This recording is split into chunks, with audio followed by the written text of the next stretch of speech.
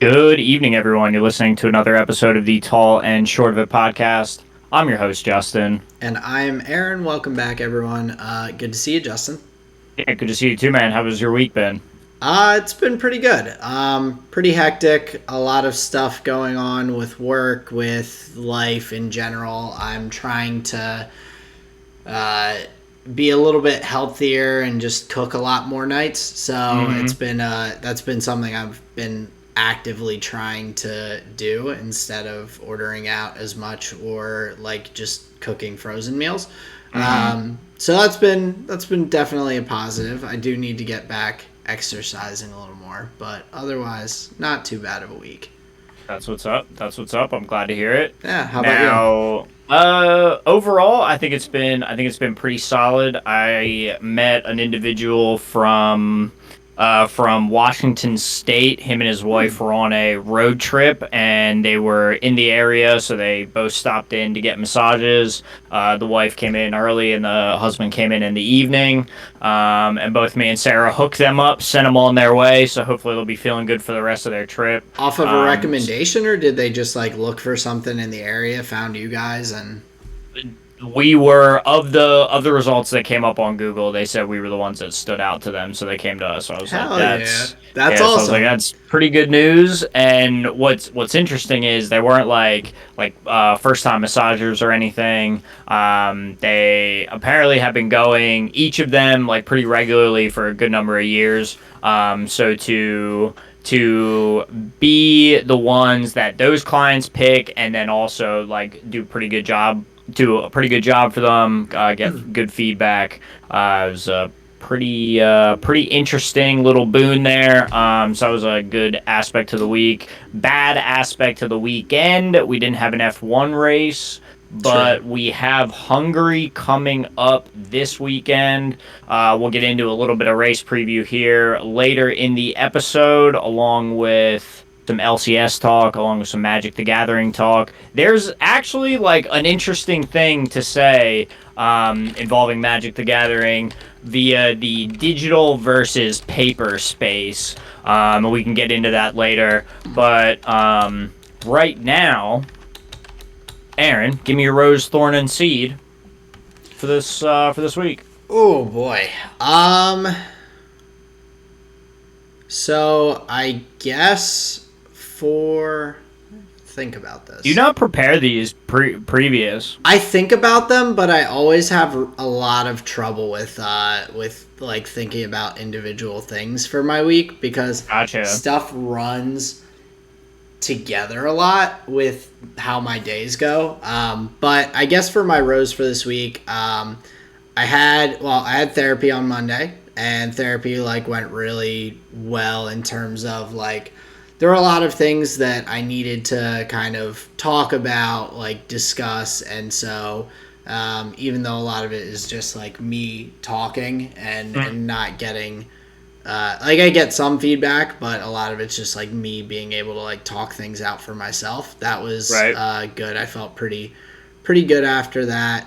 Um, my thorn right now, I think, is that I have not been exercising as much. I've been Mm-hmm. like doing pretty well with like getting out and doing things, but like it hasn't really like I'm definitely getting like my steps in a lot of days and stuff like that, but I'm not like I haven't been going to the gym or running as much as I had been. Mm-hmm. But with like the way I'm eating right now, which is basically like intermittent fasting essentially, I have not gained any weight. So like there's at least the plus side of that without the Right. fact that I'm not working out. But yeah, I definitely want to get back to it a little bit. It had been tough, I think, because I got my tattoo worked on, so I couldn't go to the gym for a couple weeks because I didn't want to risk infecting anything.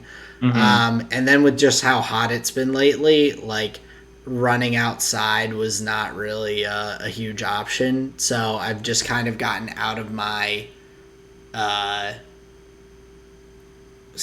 not schedule routine. Yeah. Um, so I'm hoping to get back into that. So that's kind of my thorn right now. Okay. Um, that it's And been. just to comment on the running thing, I know I tend to do my walks, like my walks to finish up my steps for the day. Like if I'm missing like 1,000 or like 1,200 or whatever, I do my walks in the evening when it's a lot cooler. I don't know if that like interests you. Obviously, that's like a good way to dodge the heat, but then you Yeah. are pushing your exercise off till later. Yeah, and I struggle with that a bit because I'm very much like I once I'm home, I'm kind of home. Like I Hmm. don't really Right. I don't really do much like go out once I'm settled, especially after a work day.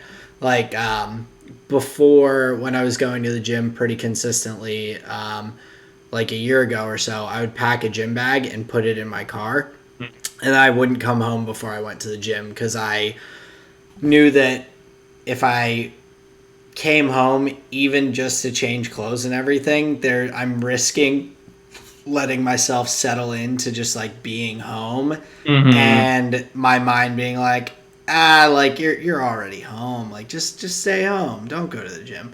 So like I Right. know that about myself, so doing that later on in the evening is tough. Like most of the time when I would run, I would come home and just immediately change into running clothes and go out.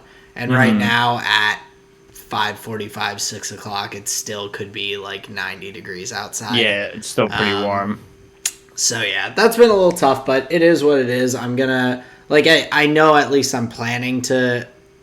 I'm thinking about it. I'm not forgetting about it. So I'm Hmm. going to start getting back into it once I get the opportunity. And kind of with that, one of the seeds that I'm looking to do, I want to kind of find a 5K or something in the fall that Hmm. I can do and sign up for and have something to actually like just train for to be like a goal. Because I feel like if I set a goal out for something and I'm not just like doing it training to train or doing it just to do it, then that will, I think, give a little extra motivation to be consistent with things. So Right. um, I don't expect to be setting any land speed records, but that's kind of like something I think I'm going to look to do a little later on once it's getting a little cooler. I know YMCA's usually have 5Ks like all throughout the like fall and like holiday months for like all sorts of like fundraisers and shit like that. Like my mom was always like standing at 5Ks when she worked at the Y. Yeah, I think I probably just have to do a little googling. I'm sure I can Oh, find sure. plenty of stuff, but yeah, I'm kind of looking forward to that too because I That's kind of think sweet. it's something that will give me a little competitive drive as well. Like I said, I don't expect to be like winning races or setting land speed records, but I think it would be cool to uh, have some competition that's not just like when I play video games. Hmm. So yeah, so a couple of plus sides. So that's why I mean, you uh, could just play Magic with us, just saying. it's true. You know, it's competitive, dude. It's super competitive. Doesn't really fit the physical activity aspect of it quite as much, though. You could have your playmat webcam set up like on a custom made treadmill. So while you were slinging cardboard and casting Well, magic spells, you could be running on the treadmill too. what you guys really should do is just start playing Yu-Gi-Oh instead of Magic, And then and have the dual then disc and then yeah, walk around Battle City and then that's how we get our steps in. exactly. Hell yeah. Fuck, why didn't I think of Why that? Here, hasn't let me. Magic the Gathering come up with a fucking dual disc, dude? Dude, I don't know. But yeah, I would love to shoot holograms or like hologram projectors out of my little dual disc anywhere I wanted to duel so that my dual monsters could be portrayed in large 3D. I mean, isn't that what everyone wants in life? I'm pretty sure. Yeah, until Hasbro actually made one of them as like merch for the show, and they definitely weren't as cool as they were on the show. Oh, 100% not. Yeah, they They didn't never have the are. hologram projectors. Then, but we're getting to a time frame where It'd be more things are crazy. possible, man. Those have you seen the like light you've seen the lightsabers that are like realistic that you can buy and everything. Those things are getting more and more real. Before we know it, we might have laser swords. I mean, before we know it, they're gonna outlaw guns as uncivilized weapons, and everybody's gonna have lightsabers, and then we're gonna start pewing each other. Hey, I mean, if I am not going to go to jail for I'm not dueling, saying it's a bad thing. if I can duel someone with a lightsaber in the streets and not go to jail, it's pretty sick. It's gonna be in the 2020. What year is it? 2021. Yeah. Wait, how are the Olympics in an off year? It's because they got postponed last year. Oh, that's right. Yeah. I'm so dumb. I'm so dumb. It's all good. I was like, Because there's still the 2020 Olympics. They're still Right. calling them the 2020 Tokyo Olympics. Oh, and then they're just gonna do them in 2024 then. Yeah. So it'll Okay. like next year we'll have the Winter Olympics, the like 2022 Right. winter, and then we'll have 2024 back to the Oh, 2 year. okay. Wow. Look at that. They just slid. They were like, nope, we're not moving. Oh yeah, no. That's pretty well, cool. like you got to think about it. Japan has probably spent a ridiculous amount of money building all the facilities and everything that they do. Like every country that hosts it, Rio de Janeiro, like it's always weird because like after the Olympics are there, like the Beijing Olympic park or whatever they built is like a ghost town now. Right. They don't use it for anything. Right. So there's like well, all these. And can you imagine what Sochi looks like? Remember all the stories of like wolves in the hotels and stuff? Yeah, like all Bro. that stuff is just like nothing like now. And obviously Japan doesn't have space to like build all these things and not use them for stuff. Right. But there's definitely a lot of construction, a lot of planning and all. So Japan was like, yeah, we're not missing out on this. Like I think Well, and the revenue, dude. well, the TV rights to broadcast it, I think total like $4 billion or something like that. I think NBC paid $1 billion to have all the American like rights to broadcast the Olympics. That's So, insane. Yeah, so they're just like dropping bills to be the broadcast people for the Olympics and all. Big bills. So, yeah. So there was a lot to lose if they had just canceled them. So postponing them was just the most reasonable. Yeah, that makes sense to me. Decision, I guess. Mm-hmm. Gotcha. Okay. So, Well, yeah. So then, what I was going to say was, in the 2024 Olympics, then they're going to have laser sword dueling as one of the events, and that lady who just won the gold in the foil, she's not going to have a job anymore unless she practices in the laser sword. I mean, can you practice with the laser sword without killing all of your opponents? There's got to be a way. Maybe they can like tone down the sword so it's just like stun, just hits you like a taser instead of slicing you in half. Well, I mean, technically it wouldn't really be that bad because it would just like cauterize the wound right away, right? So it's not even like Technically, I don't know. They probably wouldn't even feel it. Or they have to come up with some sort of good suit, like Right. body armor type deal. Right. Yeah. I think by That'd the be time that crazy. we come up with lightsabers in real life, I feel like they'll have to have some sort of at least decently close body armor to protect against it. Maybe. Maybe not. Like maybe yeah, that's I guess what when made guns the Jedi like proliferate throughout the galaxy is the lightsabers just too hard to beat. Yeah, I guess like when guns first happened, they didn't initially have like they didn't automatically have Kevlar as soon as Exactly. guns were invented. So Exactly. yeah, When the aliens shoot the black hole gun at us, it's not like we're gonna have the spin the galaxy the other way gun exactly. to defend against it, obviously. Yeah, Because that's the number one defense against a black hole gun, is a spin the galaxy the other way gun. spin the galaxy the other way gun. Well, I don't know exactly what a black hole is, but isn't it like a spinning mass of, like, gravity? Yeah, it's like a. Neil deGrasse Tyson, help us out. I feel, Neil deGrasse Tyson, friend of the show. friend of the show.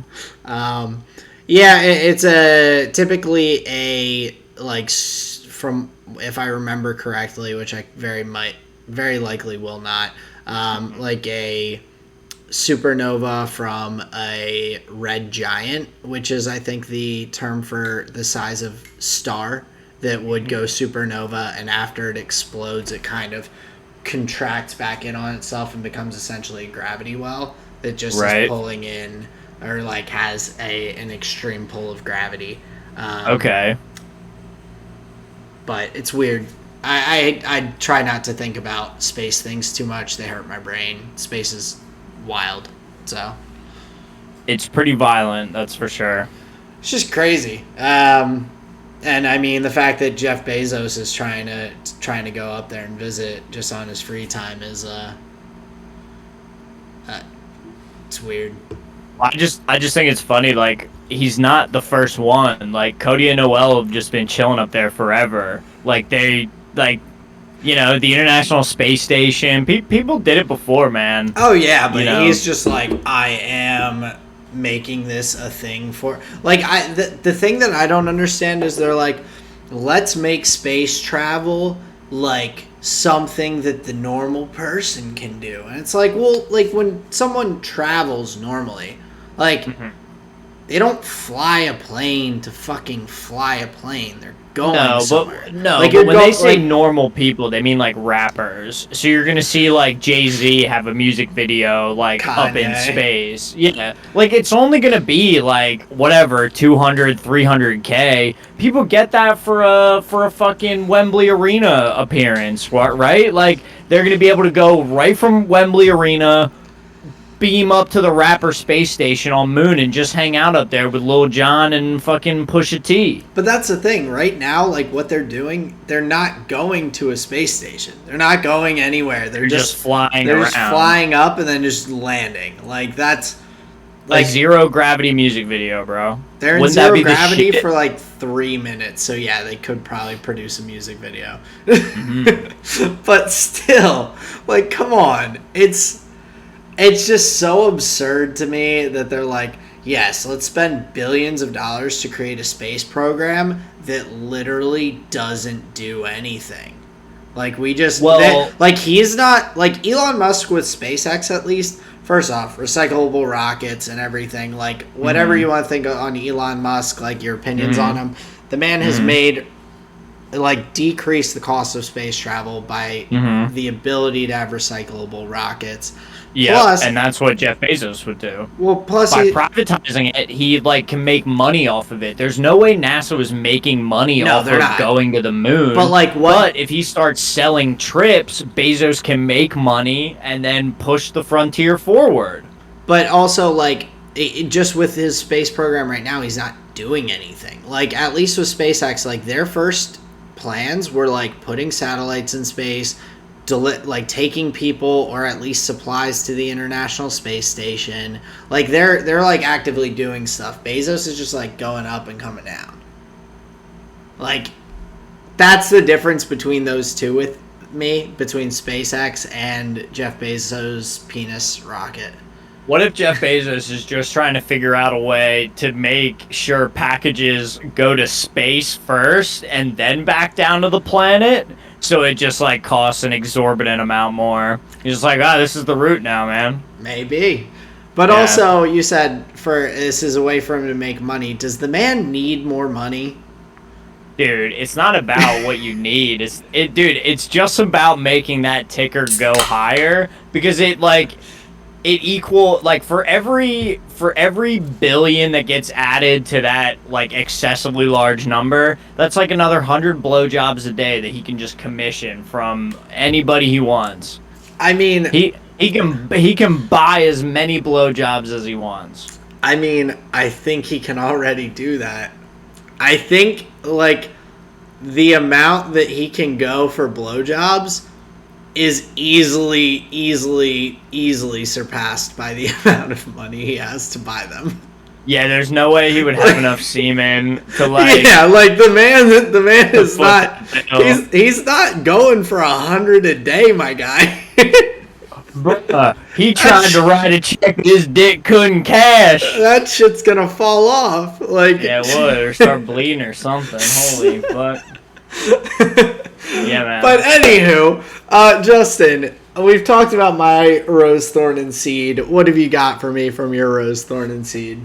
I'll keep it short. So my rose and my seed go together. So I was listening to a podcast, and the guy was talking about like neck exercises for like a strenuous job, and the next exercises that he described like seemed to work. There seemed to be very reasonable and like useful. So I was able to take that, talk to a client about it. So I made that information like immediately useful. So that's my rose for the day. I always like immediately applicable information. Nice.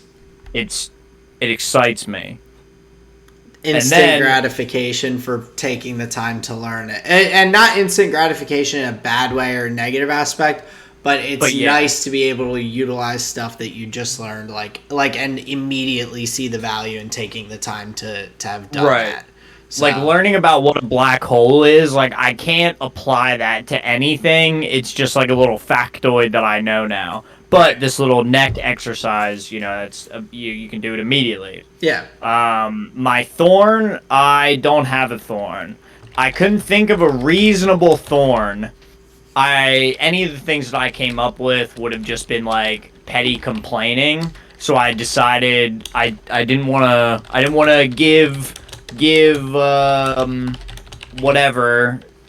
give agency to that negative energy. So I was like, you know what? I'm just gonna skip my thorn on the like. If you're not gonna say anything nice, don't say anything at all.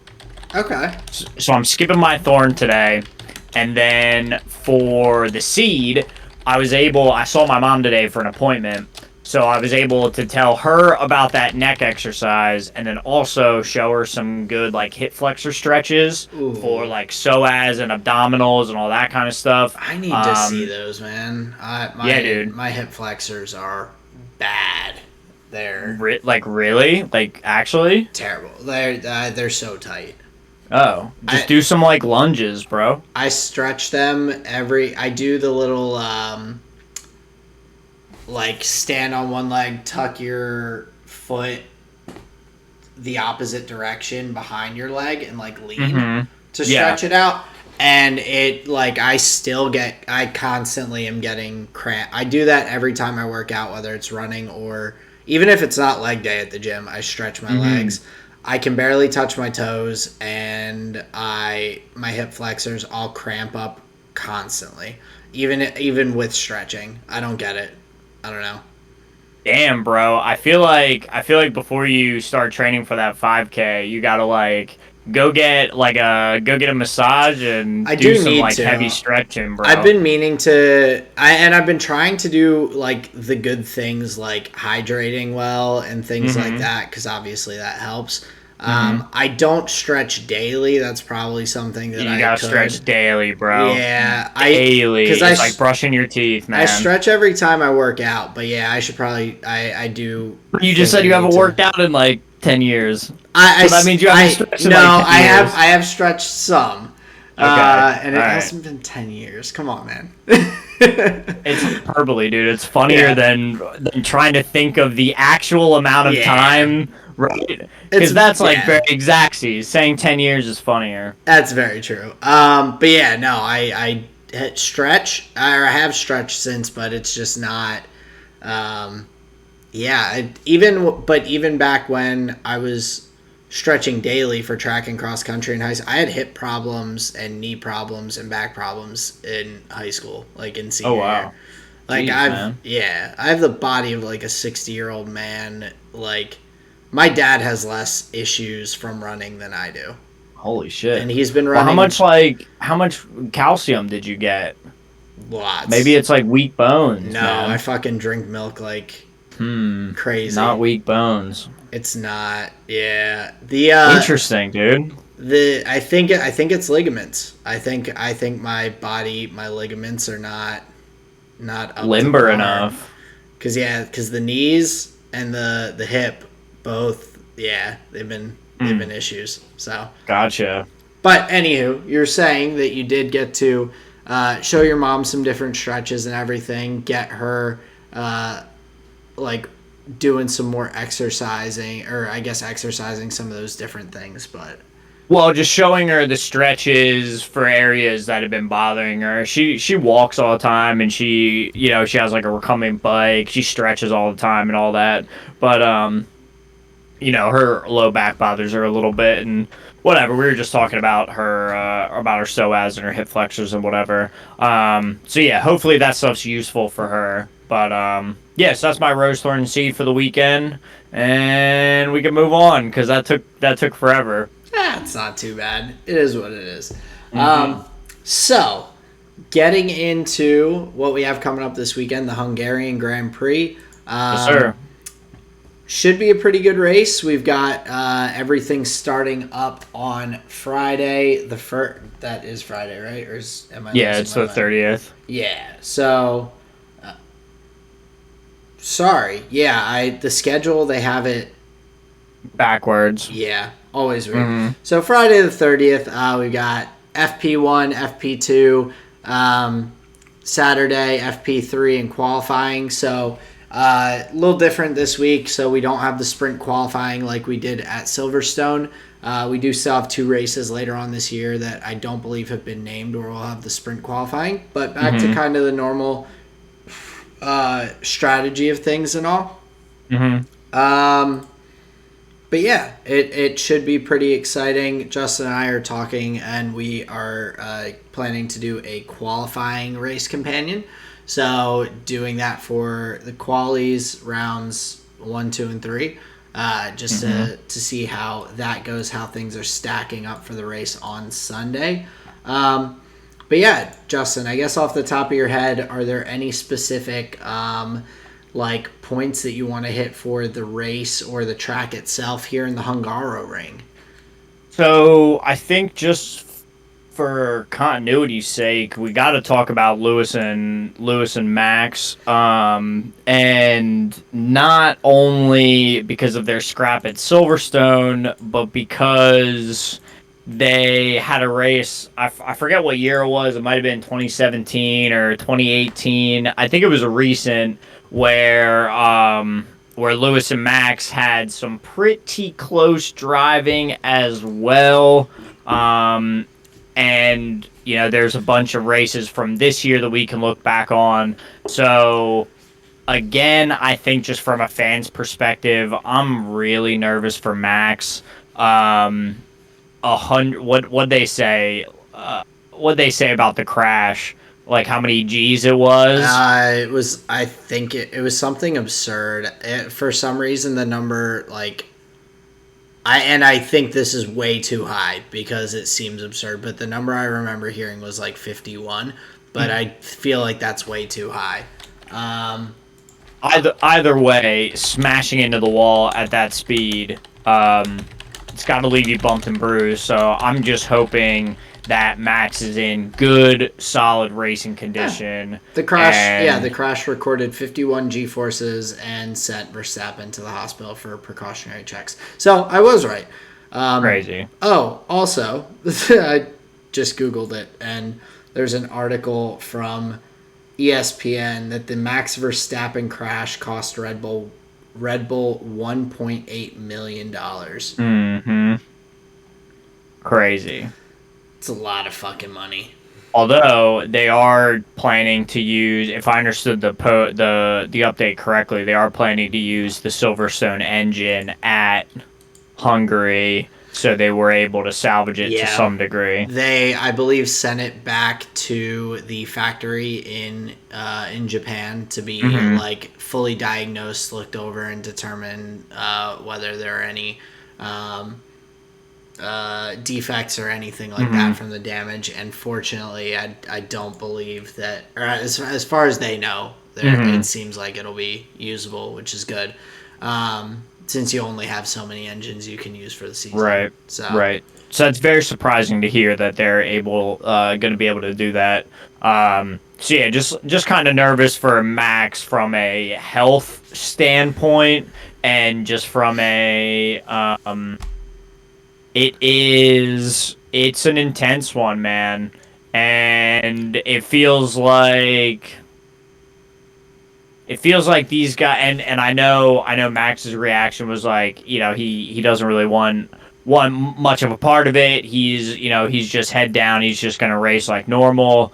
But something tells me that a flip has to be like a switch has to be flipped in his mind where it's just like, oh, it's fucking on now, man. It's on. Yeah, but I also could see that switch being kind of like, yeah, it's on, but also I need to make sure that I'm like, I could see him driving a little more passively in some of those close situations just because he knows that his car is better, like right now. Right. As far as anyone can tell, the Red Bull car is faster than the Mercedes right now. So I think we may, depending on the situation, see him give a little more leeway and look to kind of make that up by passing later in the race if he needs to give up position, or undercutting with pitch strategy, or doing different things.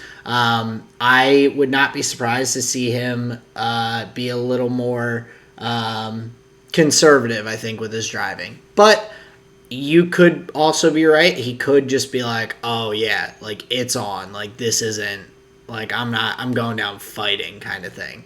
I just don't want to see anyone getting knocked out of races. It sucks. It's not good to watch that.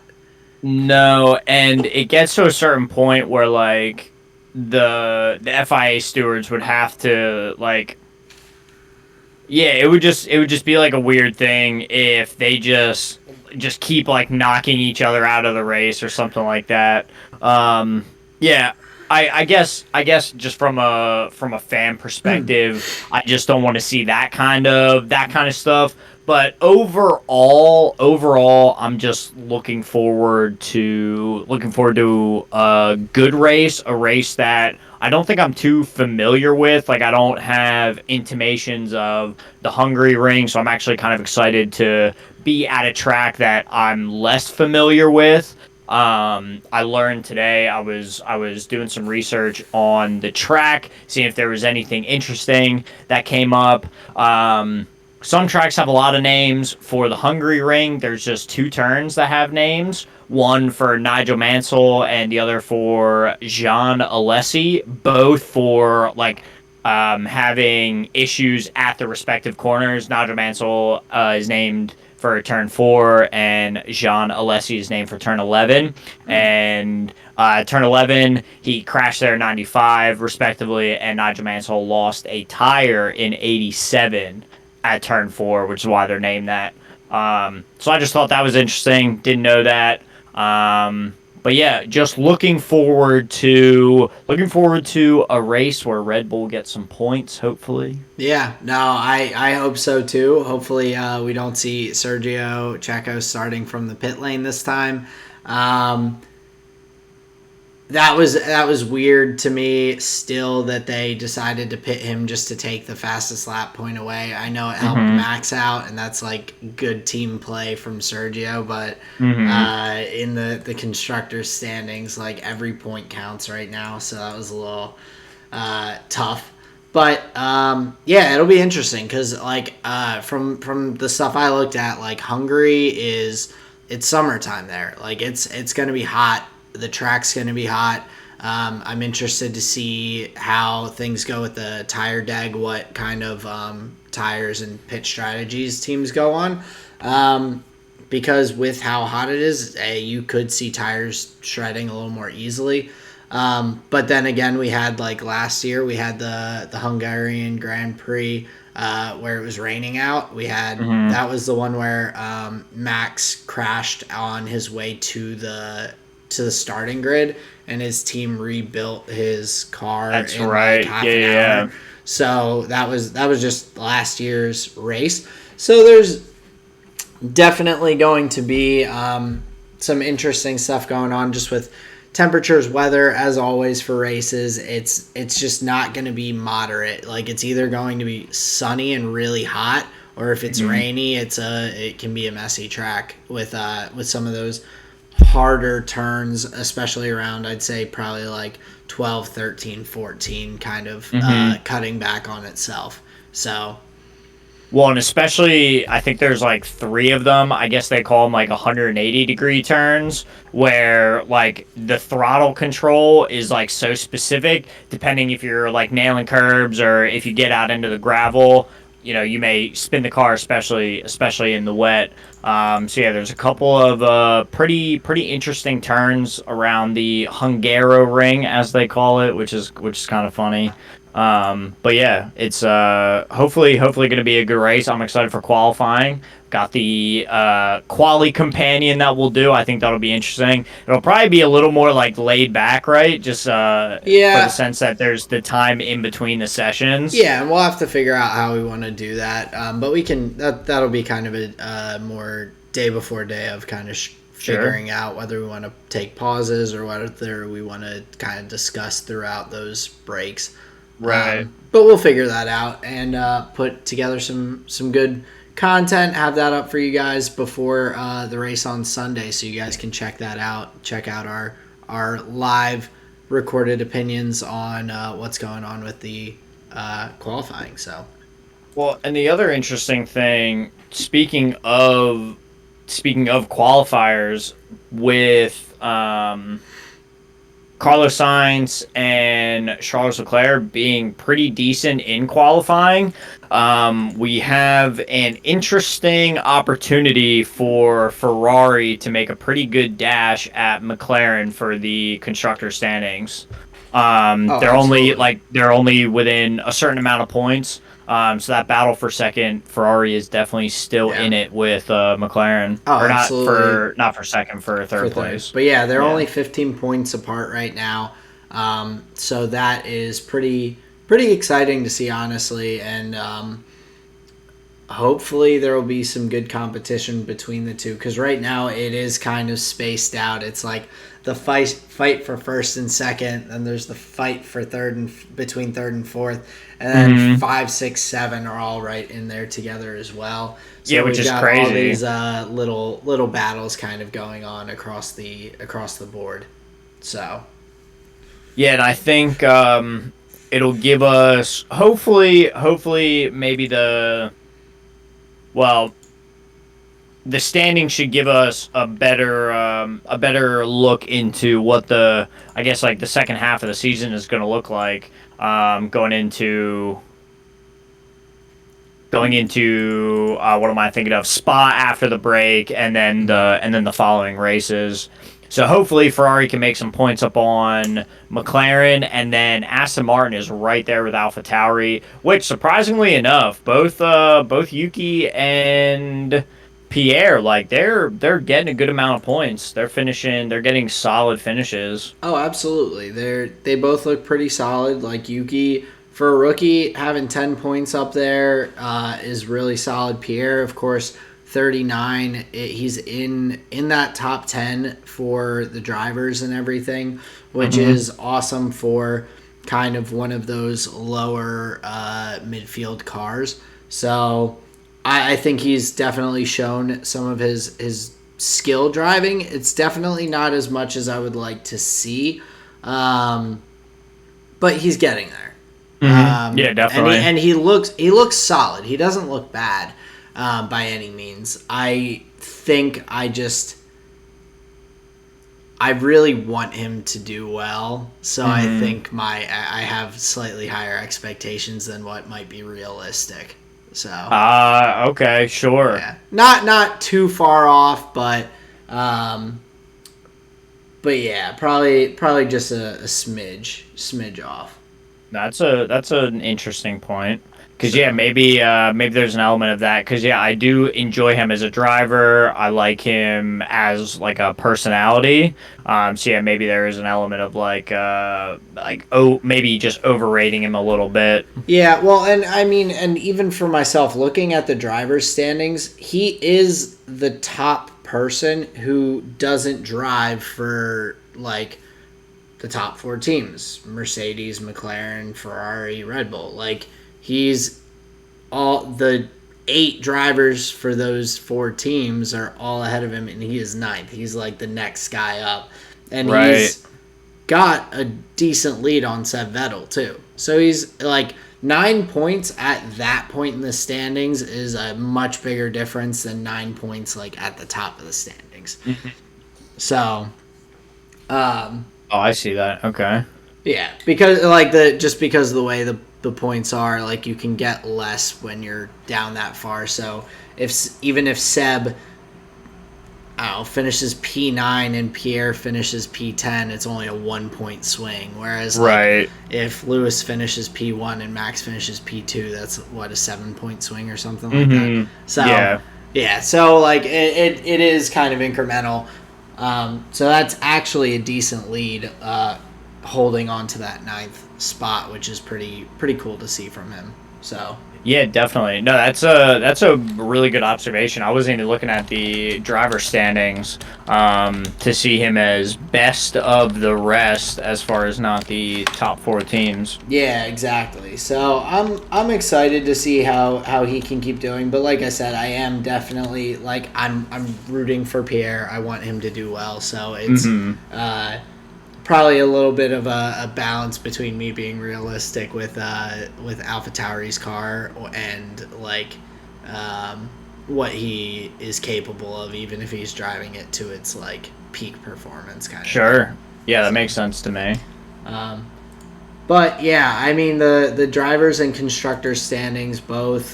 There's a lot of shakeup. I'm really interested to see after this coming race this weekend, next week on our episode. We'll definitely be talking about like what things are looking like going into the mid-season break. We have the 3 weeks or so, 3 or 4 weeks between this race and Belgium at Spa. So there'll be plenty of time to kind of discuss, see what our thoughts are going in the second half of the season and all of those different things that usually happen at the mid-season break. But yeah, I guess in terms of anything else for the race at Hungary, do you have any other topics you want to hit, or anything that we may have missed?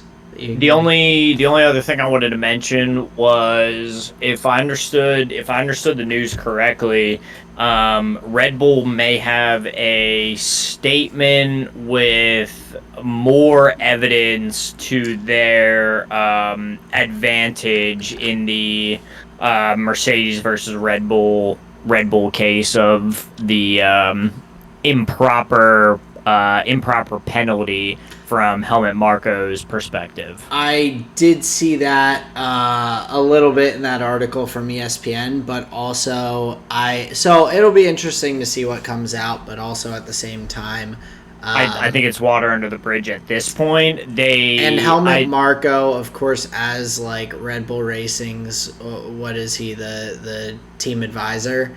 Like he is a very excitable is not quite the word I'm looking for, but like inflammatory, maybe. Inflammatory is a pretty good word. He's a very inflammatory individual where he is he doesn't mind being the bad guy to everyone else. Right. His goal is to advocate for Red Bull as any way he can, and like so he's going to be going after whatever they possibly can for for that, because it is tough to say that a $1.8 million hit to their budget and everything is completely verified by a 10-second Lewis Hamilton penalty. It's tough to weigh those things out, but at the same time you have to weigh out kind of all sides of it. Like Lewis could have easily also gotten knocked out of the race and ended up like there. I think I said in one of the previous episodes when we talked about the race, Mercedes said that if that race hadn't been red flagged from Max's crash, that Lewis would have had to retire his car. Right. Like it was solely because they were able to do work during the red flag that Lewis was able to complete the race. Mm-hmm. So it's hard to kind of weigh all of those things. Sure, and I wasn't saying that as like, oh, let's hope Red Oh Bull no, gets no, a no. gets a win Yeah, here. Just saying like it's an interesting thing to look forward to because I'm curious. I'm kind Yeah, of yeah, I'm just curious and I'm in line with you. I doubt it's going to change much. But you're right. I think they have to fight in whatever way they see fit. So yeah, we'll see what especially comes of it. him I just too. wanted to throw that up. No, definitely. I think that's a good thing to mention because I think, Hmm.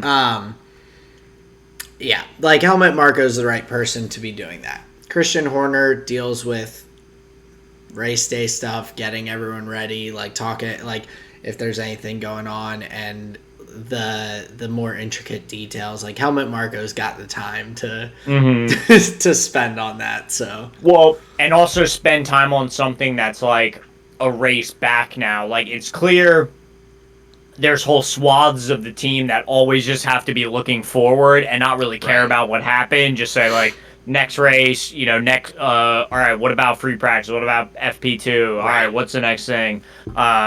So yeah, obviously that's not for them to care about anymore. But yeah, yeah. just It'll wanted to mention that. I'm curious because I don't know much about what they, or I don't really know anything about what they might have. So I guess we'll have to wait and see. I imagine they're gonna pull speed and turn data from Lewis on like every single one of his laps that he's ever done around that ring, and they're gonna say he never took that line and he never was going that fast. Therefore, it was like an over aggressive move and yada yada yada. I imagine it's gonna be something similar to that, where they're just trying to like they're gonna have to use what would that be called, anecdotal data, right, and have to like fill in the holes. Oh, definitely. So So yeah, we'll yeah, see, we'll I see, guess we'll we'll see, see. we'll see. But for the other F1 stuff that I wanted to kind of do with us for this episode of the podcast, I did Yep. want to do kind of a team rundown in terms of performance, like things that they've been doing well, things that have been going a little bit poorly, and everything, and kind of our grades for the teams going so far into the season. And so just as clarification for what we're looking for, it is not as much like, is this team good, is this team bad. It's more so a comparison of their teams, the different teams, and how they are doing compared to expectations and potential abilities to be successful and everything. So that's kind of where that is from our perspective, or like kind of what we're basing this off of. Are you doing pluses and minuses for your grades? I am, yeah. Okay. So I just have to say that I am slightly impressed with myself because, for one, I listed all of the teams without having to look any of them up, which I mean I should be able to, but I also tried to do it in order of constructors standings, and Oh wow. I only flipped two. I had Aston Martin and Alpine flipped. So Gotcha. Okay, that's not too bad. That's pretty good. yeah. Do you want to start at the bottom or the top? Um, let's start at the top. Okay. So at the top we have Red Bull. I personally gave them an A minus for how they've been doing, because I think that the car easily has the potential to be the best on the track. But I think that a lot of their strategies throughout the season have kind of left them hanging. They've definitely had races that they have done worse than they should have, just due to their pit strategies and whatnot. And also the kind of shakiness at the beginning of the season with Checo. I think he has really started to perform and show that he's a solid driver for them in that second seat for Red Bull. But I do believe that he does have room to improve and everything. So that shakiness and not too much inconsistency, but that periodic inconsistency is why I didn't give them an A or an A plus. So have them at an A minus. I think I've graded them with an A, no plus, no minus. For similar factors, the one thing that bumped them up in my head, I pretty much agree with everything you said. The one thing that bumps them up a little bit to a straight up A from an A minus, in my opinion, is they consistently have the fastest pit stops of any of the teams. So yes, one of their drivers may be having some issues depending on the race, but I think overall the team as a whole is firing on all cylinders, and barring some strategy mistakes or this or that, I think they're doing really well. So I would give that pit stop edge, or I would give that pit stop skill factoring in their grade and give them an A. That's a good point. I do like that. I didn't think about that in my consideration. That's okay. For Mercedes, I have them as a B because I felt like, or I do feel like with their performance, especially over the past seasons, and whether people want to draw attention to, oh, they're planning for next year, they're planning for the rule changes, whatnot. They've had the best car for the past 7 years. So the fact that they are all of a sudden being challenged and not being able to respond as competitively as they have in the past, like previous years, anytime they got challenged, they had upgrades, they did things that they were immediately back on top and pushing their lead further and further in the drivers and constructors. So the fact that they are in that, and also I think the fact that Valtteri has not been, even though Lewis has been driving the car kind of to its limit and has been performing really well, Valtteri kind of not performing as well this year. Not that he's performing poorly. He's in fourth in the driver's standings. Like, it's not bad, but there is, I think, a little bit of room or a little bit of improvement that they just haven't gotten, or potential that they haven't gotten out of their car. So interesting. I think I would.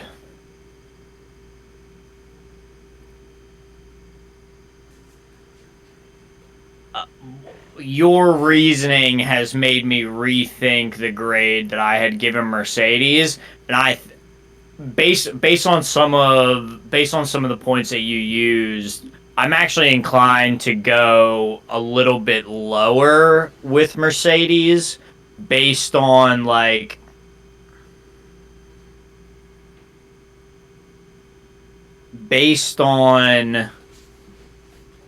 the focus of strategy on Lewis and using Valtteri in what seemed like suboptimal ways sometimes. definitely, Like just he's having not getting him the optimal strategy for sure.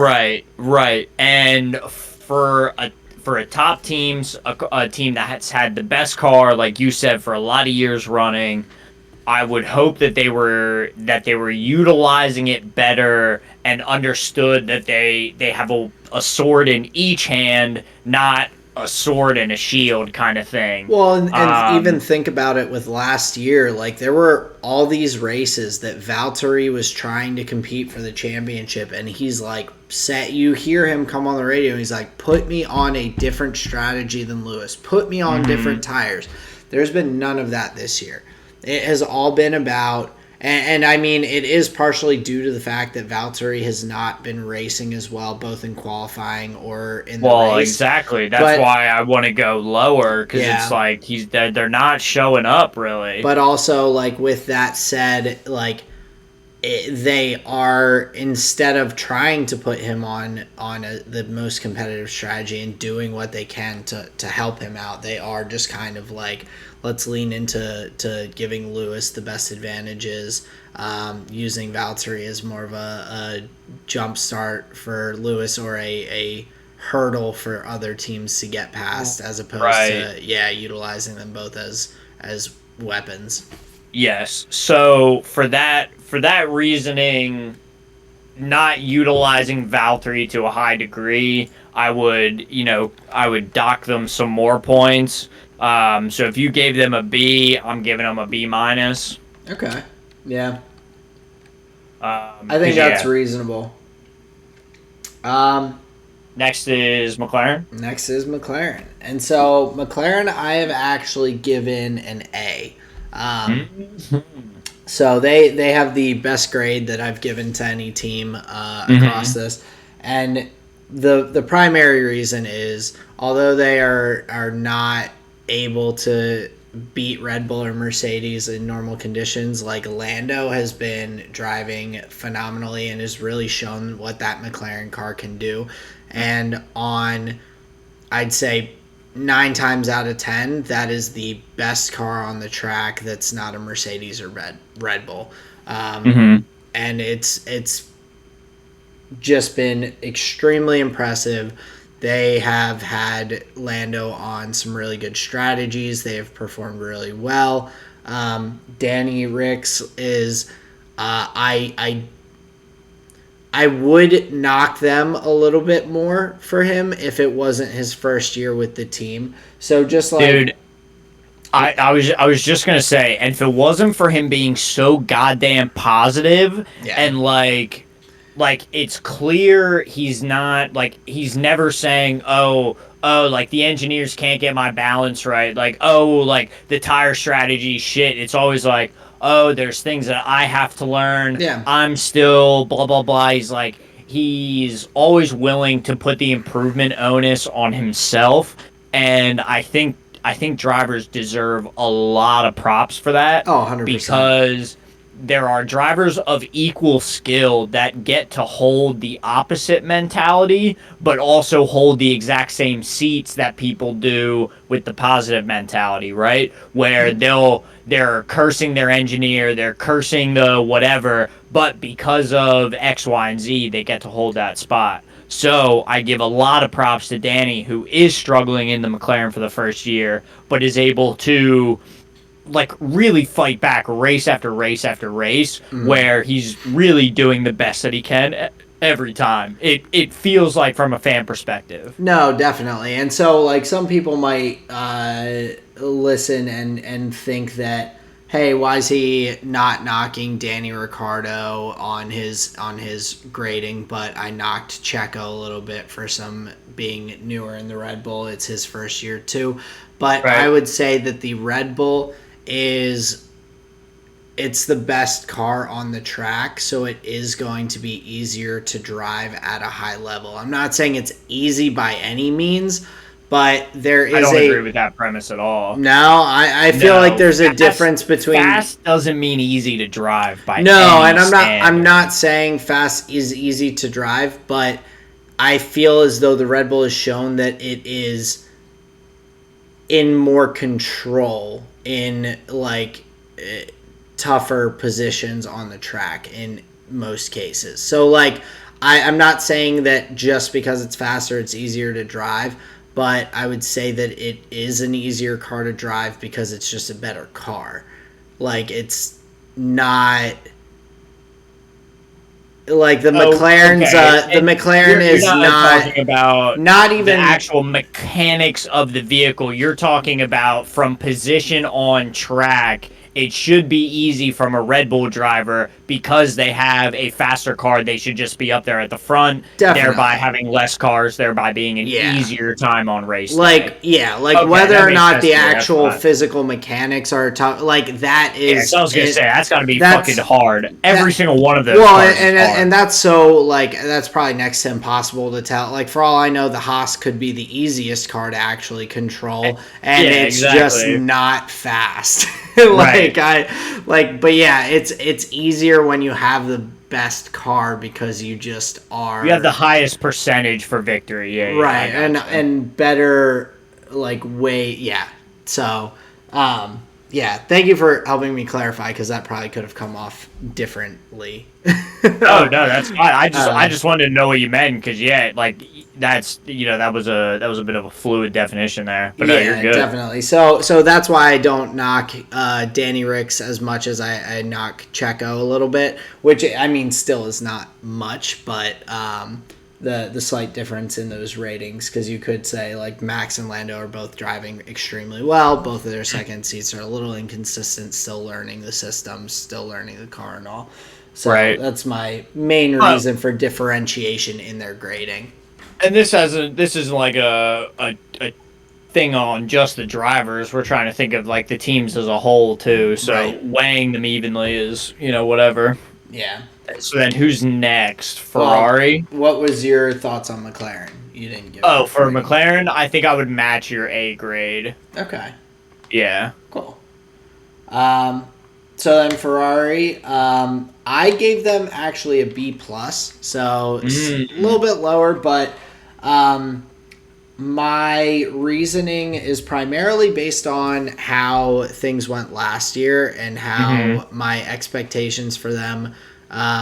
So my expectations for Ferrari as a whole is to be competing for race victories, competing for higher spots in the constructors, and they have done that for many, many years. And even this past weekend, we saw Charles competing for the race win and only narrowly getting beat by Lewis in the last couple laps.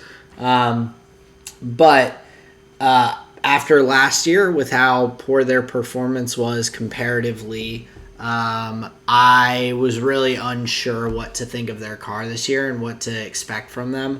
So the fact that they have been performing well, they are competing for that third spot in the constructors. They're 15 points back right now from McLaren, which is it's a little bit. It's a couple races probably to make that up if they have some better races, but the improvements from the team throughout the year, especially after last year, are pretty big boons to them, in my opinion, for why I would give them a B plus. They definitely still have some room to improve, but they're doing pretty well, and I think a little bit better than what I expected. So. So that was a B grade? B plus. B plus. Interesting. So I think my expectations of Ferrari are 1 year shifted from yours. So I would actually give them an A plus this season because my expectations weren't that high, right? Like, yeah, regardless of what I had heard, I came into F1 seeing Ferrari as like not that performing of a team, right? So having the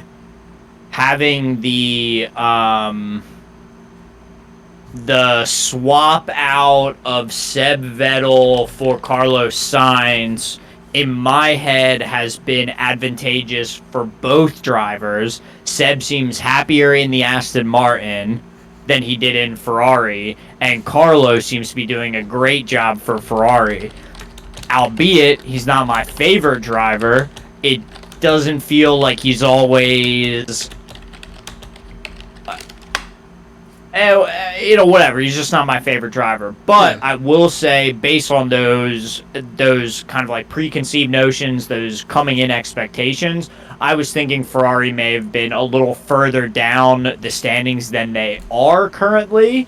And with Charles Leclerc being just a firecracker, I'm going to give them an A plus because they're I just like what they're doing right now.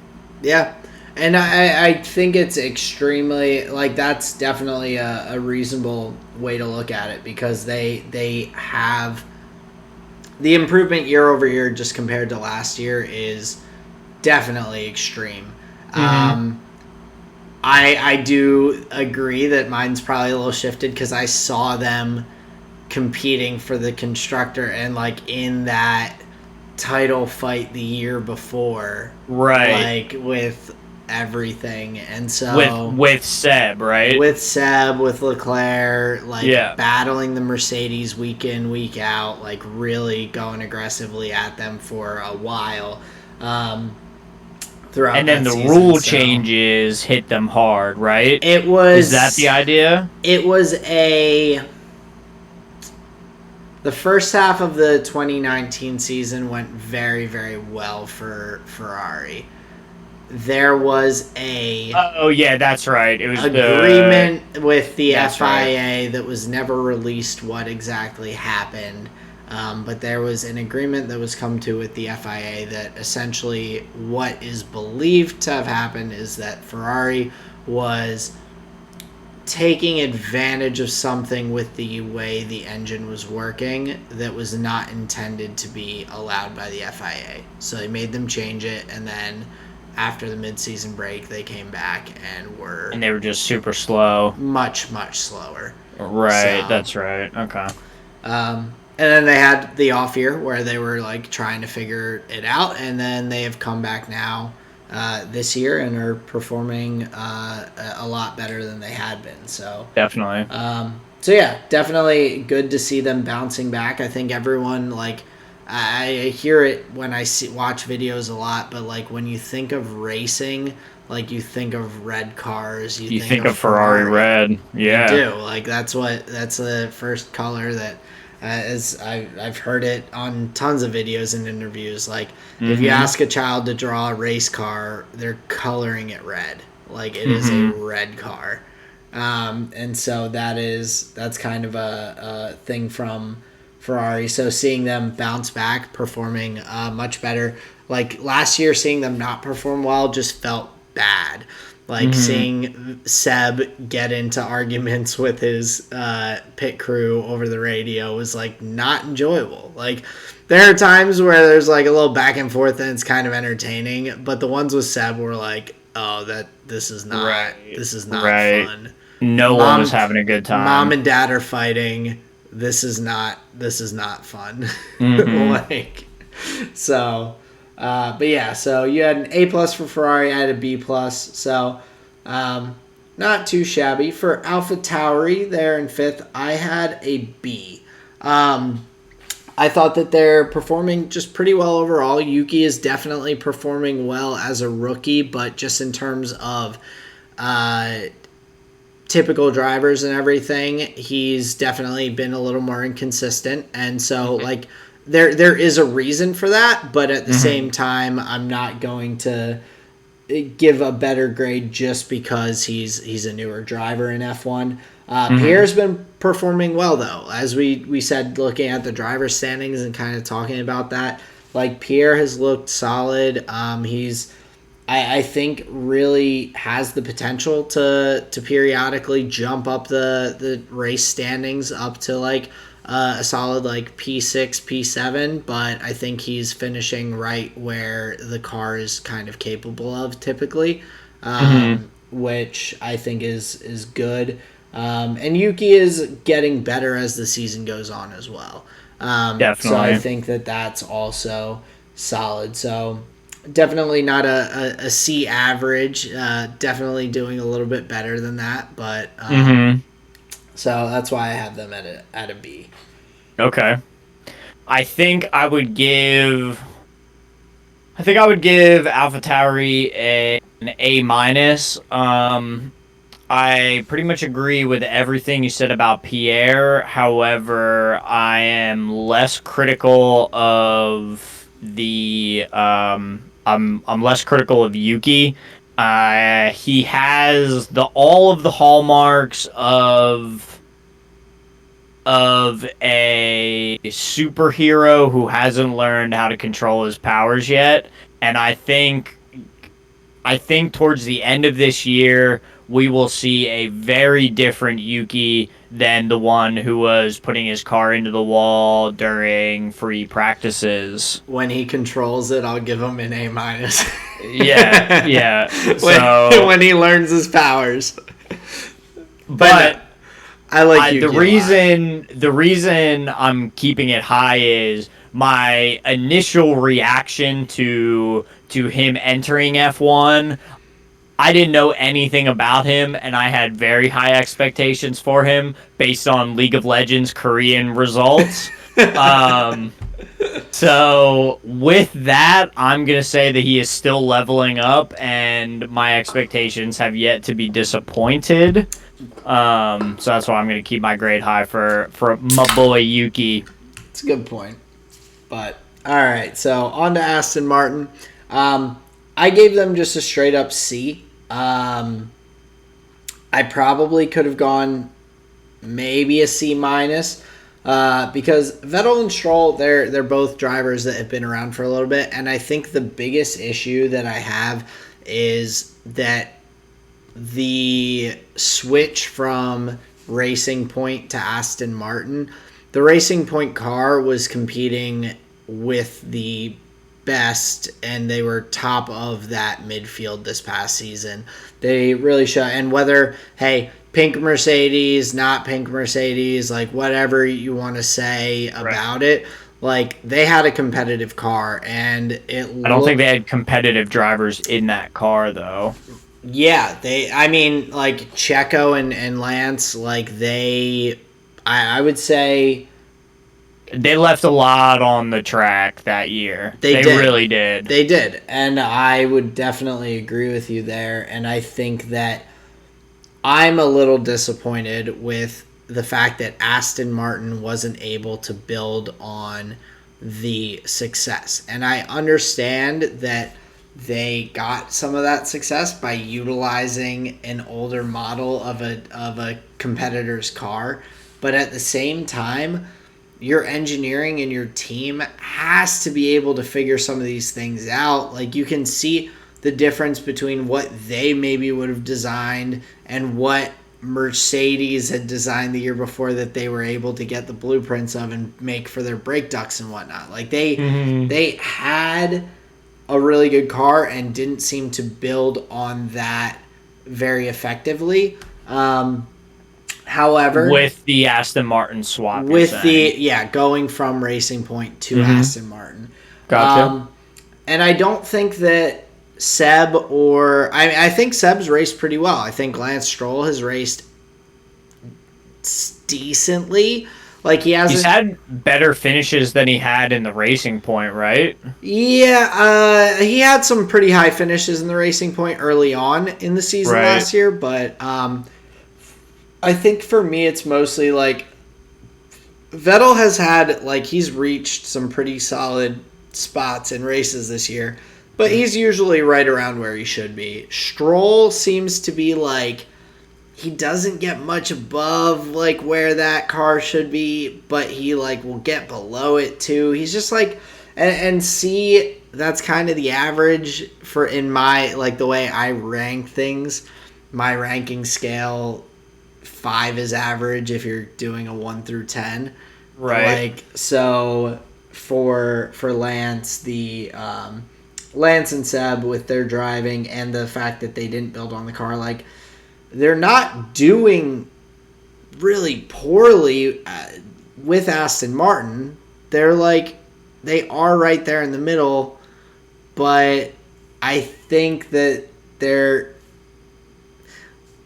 Seb has shown that the car has ability to do a little bit better, and they don't seem to be quite able to just repeat that success very well.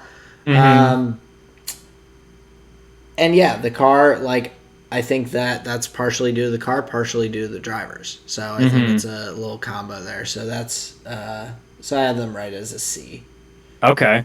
I think my expectations were a little bit higher for Aston Martin than with the than with the Alpha Tauri. yeah. Now if I remember correctly, this is the first year in the Aston Martin. for Seb, correct? Correct. Yes. Because this is Aston Martin's first year in Yeah, and F1. he went from Ferrari last year to Aston Martin. Right. Sainz went from McLaren to Ferrari to take his Right. seat. Okay. So, with that being said, I think that Seb is performing well to the degree that it seems like he's having better races overall than he did in the Ferrari. I think there's something about his enjoyment of life that is contributing to how much he wants to be in that race car and racing. And it seems like for Seb specifically, there's been a reinvigoration of that with the Aston Martin team. So I'm going to give some boon there. Okay. But what I don't like is maybe I thought Aston Martin being a potential works company where they'd be able to produce the parts that they were putting on their car. I was hoping with that combined with Seb Vettel's experience, they would be able to be higher up the grid than they are this year. I didn't really expect them to be shooting just like dead average, and a little bit below average. So for that discrepancy in the expectations, I think I'm gonna give them a D. Okay. Yeah. I expected more out of Seb, and Lance is just like perfectly mediocre. So Yeah, that's fair. So like the Seb not meeting your expectations is seems like the primary reason for that. Like the perfectly mediocre, that's the C for me. That's like the average. Right. But like if right, you're, but if there's Seb, a differentiation between your expectations and I gotcha. And they Aston Martin's a big name, man. You have to feel like the James Bond car could go faster around a racetrack, you know? It's fair. Like and that's just like word association, but like even still like that's all part of the branding, right? Like these are the intimations that they're trying to create when you say their brand name. Well, that's why they become a F1. Like that's why they get into F1. They're like Exactly. It's brand awareness, it's marketing for them. Like yeah, it is competition and everything, but that's why you are the name sponsor of a team. It is for marketing, brand recognition. Like that's the biggest thing. Right. So, and they're just not showing up in that regard. So I'm going to give my first D of the grid here. Gotcha. I'm sorry, Aston Martin. That's all right. So then we have Alpine. So Alpine, I gave a C plus. So I think with Fernando Alonso coming back into F1, he has shown some glimmers of being a really, really solid driver. He hasn't really shown any like real big negatives. Like I don't think he has underperformed really in many races, if any. Ocon, he's kind of that average. He's like Stroll in my mind. Like they're both just like mediocre. They're like right there. They're not phenomenal. They're not bad. They could get some. Sorry, there was a really weird noise that I heard through my headphones, and I'm a little. I don't know what that was. Apologies. You didn't hear that come through the mic, right? Nope. Cool. Good. I look like a crazy person. So, yeah, I think Alonso coming back into the Alpine and everything, the Renault car was not phenomenal the past couple of years, even though Danny Ricciardo was able to get a couple of podiums with it. I think that was really just circumstantial in most cases, in the cases that he was able to do that, not necessarily because they had like a car that could compete for top 3 positions on the grid. Right. So I think that Alonso has definitely had some good highs that have like boosted that a little bit. and Ocon is just right kind of down the middle. So that is the main reason I gave them a C plus. They're kind of right around my expectations. Alonso slightly higher. I mean, the rookie guy, he's driving really pretty well with these. Dude, he's driving great. These other veteran F1 racers around him, and he's a rookie coming in like that. His rookie season is phenomenal. No, I think I would rate them just about the same. I'd probably edge closer just to like a regular C. Expectations are about, well, yeah, I didn't expect them to be, winning races. I didn't expect them to be too high up in the points. So yeah, I guess my reasoning follows similar to yours. Yeah. So. Although there is something to be said about Fernando, like, just really enjoying being back racing. Like, there's something about being able to, like, respect somebody getting P9, but, like, loving the day that they had doing it. And I'm not saying none of these other drivers don't enjoy driving, but Fernando, he's got a little bit of a flair with how he shows gratitude in the car. So maybe he gets like some bonus points for that or something. It's so I love funny. his positivity, I think is what I'm getting at. I'm going to need you to watch some old Fernando races and some old Fernando interviews. Well, he was a cold motherfucker, yeah. from what I understand. Yeah, he didn't say a whole lot. He is a different man coming back in. He's like F1's granddad. Like he's rolling back in and he's like, yeah, like race day will be 40 years for him. Yeah. So that's like he's F1 the F1 granddad right now on the grid. He like damn right. Him and Kimi. So speaking of Kimi, Alfa Romeo we've got next. So Alfa Romeo, I was trying to decide between a C- and a D+.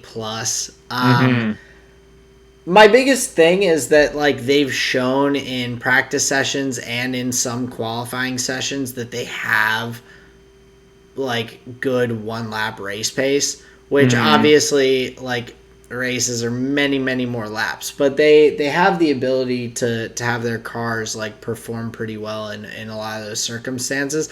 And also they have shown that their cars are able to like Kimi is able to pick up lots of places during first laps. Like the car is not like as bad as would seem based on how many points they picked up. Like they picked up 2 points this season. Right. I expected them to pick up more. Based on how the cars performed, like I think Giovinazzi and Kimi are both like not bad drivers. I don't think that the car's phenomenal, but I do just have expectations that they would have picked up more than 2 points. So that's why they're slightly below average for me. I didn't expect them to get a ton, but like not that few. So like the difference between them and Alpine has in 7th has 40 points and Alfa Romeo has 2. Like that's a insanely big gap. That's a big gap. And I that's why I feel like they have underperformed. They haven't underperformed insanely. I would have thought at this point that they'd have probably closer to like 9 or 10 points. So not a ton of points in general, but definitely more than they have. So sure. And I think Alfa Romeo may be dying for your sins. You've talked up Kimi Räikkönen so much I adore that all I see is disappointment from this guy. Like just never being the kind of racer that. I mean, he was a world champion. Sure. in All the I'm Ferrari. saying, yeah, like there's a point where I get it. You just enjoyed it. It's a hobby. Give the seat to somebody else. You know, like I would not. Calamat. You know, like I would these not guys are be gonna need opposed. seats. I would not be opposed to seeing that. Right. I would love So to I'm see gonna match some. your D energy, your big D energy, and say that yeah, Alfa Romeo just not coming up potatoes, Yeah. bro. And Antonio kind of joins in with Ocon and Stroll for me. Like I think if he was in the Aston Martin or if he was in the Alpine, he would do just about as well as those guys are in those seats. Well, yeah, I don't think a better car makes them a better racer, right? Yeah, like I think he's a very average. Like he's not making a lot of mistakes. He's not making a lot of big moves that are like he's not doing anything like out of the ordinary. He's a pretty average driver in a slightly below average car. So yeah, Sounds like a sitcom. kind of does. Just need go back home to Italy and start your fucking restaurant because you look like the owner of the best Italian restaurant I could ever eat at.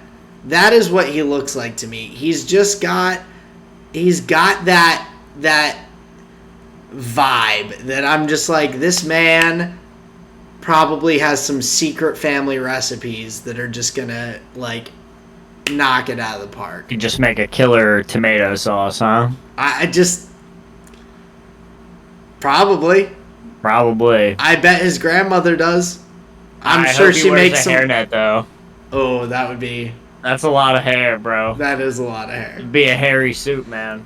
But, but no, I mean, I think he's a solid driver. Or not solid. He's an average driver. I don't think he.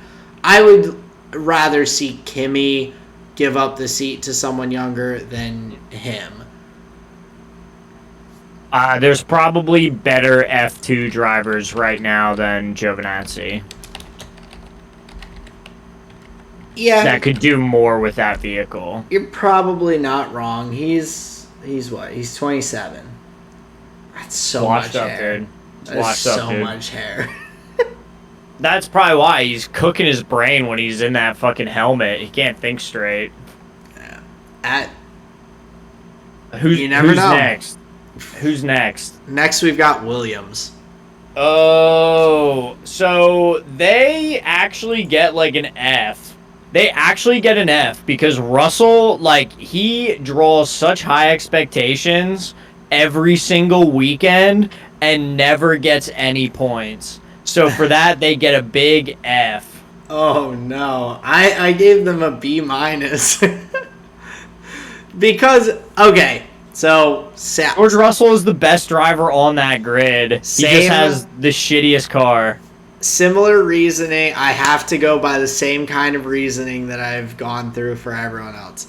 Williams has been last for years now.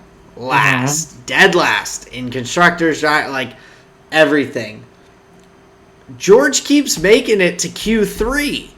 Mm-hmm. There's no reason that George should be starting in the top 10 in that fucking car. Okay. He is easily surpassing the expectations for what that Williams is supposed to be capable of. Like, yeah, in the races, like, he hasn't picked up a point, but he's been pretty damn close. He finished P11 right behind Fernando. No cigar, dude. I agree. That's a big old goose. And I'm not giving participation trophies out or anything. Sounds like but that's what you're doing. But the expectations for me was for that car to be finishing like dead last every time. Like, they have been finishing 19th and 20th for years now. And the fact that he is even able to make it to Q3 multiple times, let alone be like on the verge of getting points, is just it's mostly George. Latifi hasn't been racing poorly either, but Latifi just he's racing the car like right around where it should be. Yeah. George is getting way more out of that car than should be physically possible. Like, he is breaking. I feel like he is breaking laws of physics to get that car where he's gotten it to. Yeah, but to no avail. Like, he might as well not be pushing as hard because he's still not getting any points. But like, I don't know. I expect him to get 0 points, and he's he's getting 0 points. He's at least met my expectations in that. But the potential that he's been there and close, like, it's gonna happen. I am willing to put money on if there is a place that I can bet on Formula One, like, things other than individual races. I would put money on George getting at least 1 point this season. I believe he has to. Yeah, I think that'd be a pretty safe bet to make. I'd make that bet. Okay, I was going to say, if you don't think so, we could come up with some sort of friendly wager that... no, I would take that bet too. Yeah, I'm sure he'll get points. Like, I think he can do it, and he's right there. So I that's why I have that as a B-, because they really surprised me. Like, I know George is a good driver. We saw how well he drove in the Mercedes per a couple of issues last year that were unrelated to his driving. Right. Like, we know he's a good driver, but the fact that he's dragged that car up as far on the grid as he has on some circumstances is very impressive to me. Okay.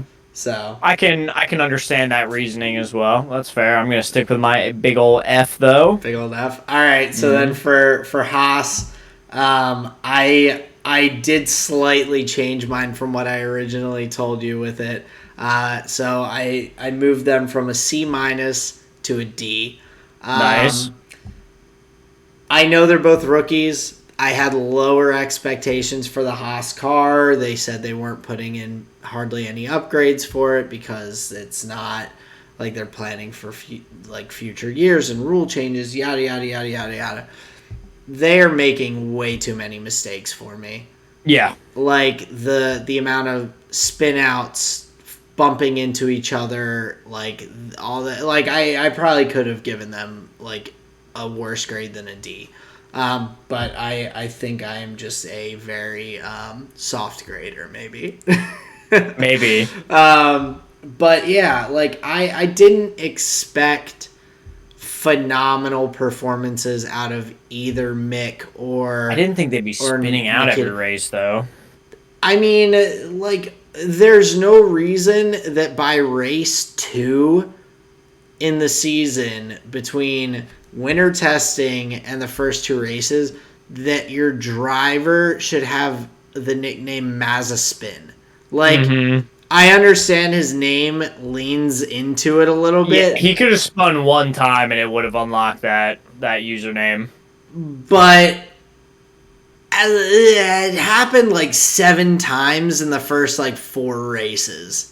Well, not even just in races. He did it in, like, free yeah. But like 7 times, like, weekends. from, like, from, like, winter testing through the first, like, 3 or 4 race weekends. He had spun, like, 7 times. Yeah. That shouldn't happen. You've been driving cars for a long time. I get that the F1 cars are different. I get that the Haas car is not great. But, like, dude. Dude. Yeah, it's bad. So I have them as a D. I do hope that they improve in the future. I do want to see at least Mick do I think it'd be better. funny. I think it'd be funny if Mick just gets booted out. Because then I could say for 100% no nepotism in F1. Nobody gives a shit. He's a bad driver. Get him out of here. Fuck him. You're not wrong. He's definitely driving. He's definitely driving better than Nikita is, but sure, Mazepin will get booted before Schumacher does. I would hope. Yeah. If someone's gonna leave, but I would say they both have at least 2 more years in F1 on that team before that would happen. Sure, the teams give the drivers like X amount of like They growth time or whatever. deserve at least a couple years. So I would say by 2020 or after the 2023 season, we'll see what happens with those guys. So Gotcha. it's my thoughts. So that rounds out the grid. Any other notes, I guess, that you had before we move along to the next thing? Nope. I think we graded pretty fairly. There will be no extra credit and pencils down. Pencils down. So moving forward from F1 race weekend. Yep. My friend, we had a lot of the same games in the LCS this past weekend. Well, we had two of the same games and one different one. So yeah, I'm actually surprised we didn't have all three the same based on my day 2 game. I thought about it, but that was but I did shift it up a little bit. So why don't you take us into day 1? So day 1, we had 100 Thieves versus Cloud9, and obviously we picked this matchup. It's top of the table. 100 Thieves, arguably one of the better looking teams. Cloud9, historically a great North American team, so obviously that's why our eyes are on the matchup. I thought it was a pretty good game overall, although, as I'm sure you may have noted, there were a couple standout players, a couple key standout plays that just really shifted the game into Cloud9's favor. Oh, absolutely. And I mean, I agree. It could have definitely tipped either way, kind of. I thought that it was a really close matchup. Both teams did look really well. And I thought that I think the thing that impressed me the most was overall the macro and kind of objective play was played out really well. Teams that had better vision control were utilizing it. The other teams were also not just like pushing too far. They were playing a very tempered and kind of really well thought out like game plans, I think, on both sides. But of course there were some really good plays that kind of led to Cloud9 eventually getting the victory. One of them that obviously stands out, like Vulcan on the Nautilus, man, I'm pretty sure that hook won the game in the mid lane where he flashed over the... There's two. And both of them involved him flashing over stuff. There was the one by Blue Buff where Abadaga came into the jungle from Baron into the blue side jungle by Blue Buff, and Vulcan has the sweeper going, sees Abadaga in it, flashes the wall, stuns him with the hit, or I guess snares him with the auto attack, like just blows him up. But yeah, the ability to, in the mid lane, flash the wall, do a flash hook straight down the middle. Was that FBI that he got? Yeah, on like past Aphelios. What was crazy was it went Aphelios, around like, Leona. Yeah, and he just like walked straight into it. It was and it was game over from there. It was an insane prediction. He got the Baron, and then they just macroed from there. But yeah, I really think Vulcan pretty much won them the game. This was much earlier in the game, but it probably would have been lights out for Cloud9. I mean, this is understanding that 100 Thieves is a pretty good team. They probably could have taken any substantial gold lead in the early game and converted it. But the tower dive where 100 Thieves was prepared to go 0-2 in the fight up, like where they would get 2 kills and not have any traded back, but Perks reacted so fast, got down to the bottom lane, and was able to turn that tower dive around where instead of going 0-2, they went 2 for 2 in kills, and that kept the gold like dead even. Yeah. So the big advantage that 100 Thieves was going to get Cloud9 was able to counter it pretty well with the Perks roam down. Definitely. And Perks is Yeah. like he's always kind of a player to watch. Like he had some really good callings as well. Like there were a couple of times where he was able to, there was one I believe on Someday where he hit like every bullet of the calling and then was And able it does to just, so much damage, bro. Yeah. And if you hit the But- W, like you're speeding up behind it too, so you're actually like gap closing with it. It's so good. Yeah, And which Perks is a monster. he is, but like he is not my second best or second most impressive player. Like I Fudge has just been playing so well all year. Mm-hmm. He has been playing insanely well. And I agree. so he is like kind of my second guy for them in this game, back behind Vulcan. With making the big plays because his consistency and also not just consistency, but consistency and also winning his lanes and winning his matchups pretty well and like his map, like macro play, he has been looking really, really good. So I've been super impressed by Fudge. He's just killing it. And like 100 Thieves, they played very, very well, but those couple of plays just made the difference in that game, and that's just the way it goes. So Yeah, Vulcan really, really cracked open the game with those couple of plays. yeah, so it's always Big fun to see advantages. these like top of the table games, but that was it was pretty fun to watch, and also I was happy to see Cloud9 take that game. I think they needed that little boost, kind of towards the end of the LCS split here before. Well, because every playoffs, win counts, yeah. Definitely. Every win's going to count. Yep, absolutely. So Now, what game did you have for day 2? so day 2 I had 100 Thieves CLG, and so the Now, why'd you have a focus on 100 Thieves, if you don't mind me asking? I was particularly curious after seeing them lose to Cloud9 to see if they would bounce back. That was the primary reason. And I also, even though CLG has been not great this year, they, in terms of their standings, they have definitely played teams more competitively than their standing would say, or than their standing would make you think.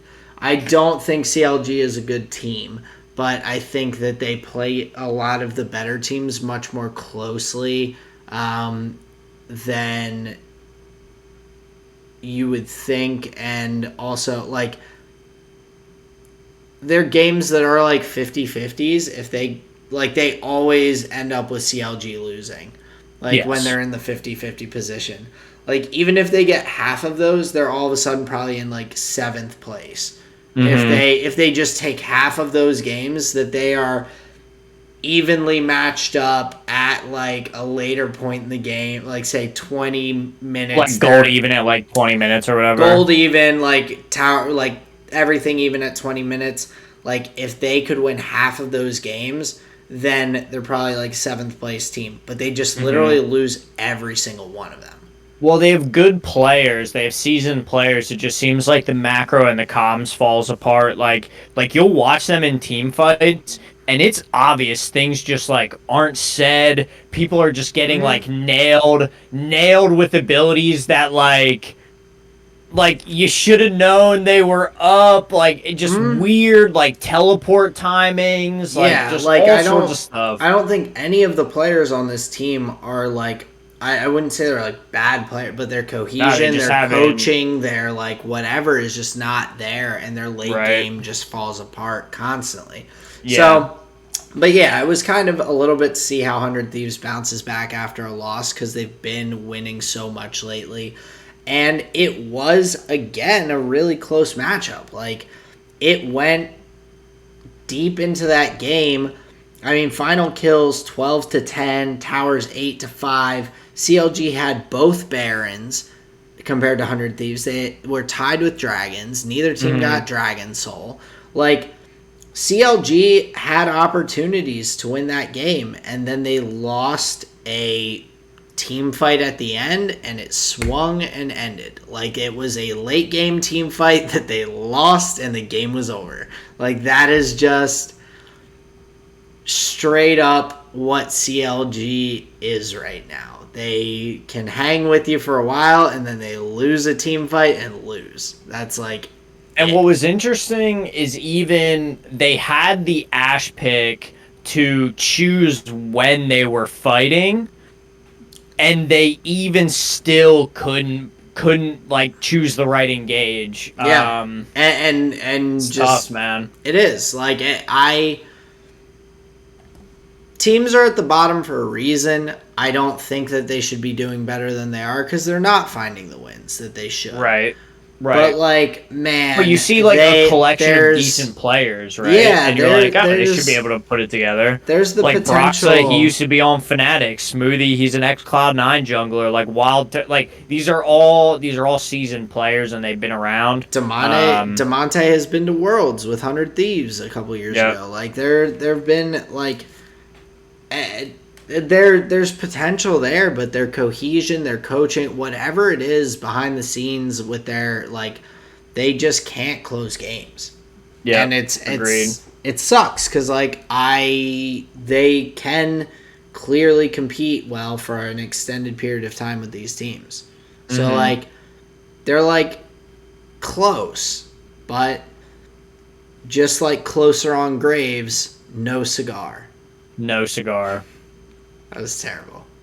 8-1-2 though. That was a pretty good scoreline. That is a pretty good. No, that's actually a really funny joke because he doesn't have a cigar anymore. He used to have a cigar. He did used to have a cigar. Yep. All right. No, I get it now. That's funny, dude. That's not a bad joke. I know, but it's kind of corny because that's just my. Fuck it, dude. No, you just stick it. You gotta stick it and keep moving. Oh yeah. No, but I'm used to telling not good jokes because I live to hear people groan at my jokes, like bad puns, like not. Gotcha. Like. Well, I didn't even groan. That's true, but my friends probably would have if they. Okay, so you've been classically conditioned to expect the groan. Well, no, I've been classically conditioned that I get enjoyment. I don't get as much enjoyment from making other people laugh at my jokes as I do by telling a joke that's not very good that my friends are like, oh my God, Aaron, like another one of these jokes. Like that, the fact that it annoys them to hear me tell my jokes makes me laugh. That's not cool, man. You need friends that want to hear your jokes. Oh, well, for the record, Colleen thinks that my jokes are funny, and I would think that she's just doing it. Nice. Yes. But you're not funny, dude. But there have been times where I've gotten genuine laughter. Funny. I'm not funny. It's fine. She does not laugh at you because she thinks you're funny. She laughs at you because she thinks you're cute, trying to be funny. That's probably the case, but hey, I'll fucking take it. Gets me kisses afterwards, right? There you go. Your bad jokes don't get me kisses. That's not what I meant. That'd be super funny. That's like my girlfriend's boyfriend really likes to make fun of me. I asked my girlfriend's boyfriend if I can play my Nintendo Switch. Yeah, that's so funny. Before I go out for dinner, I asked my girlfriend's boyfriend if he needs anything. Ask my girlfriend's boyfriend if he can make me chicken nuggies while I play video games. So day 2, Saturday, you had Team Liquid versus Dignitas. Yeah, and the only thing I really wanted to say about that game was A, I can't believe Team Liquid lost, and B, Dignitas just played like a Yas WoW comp.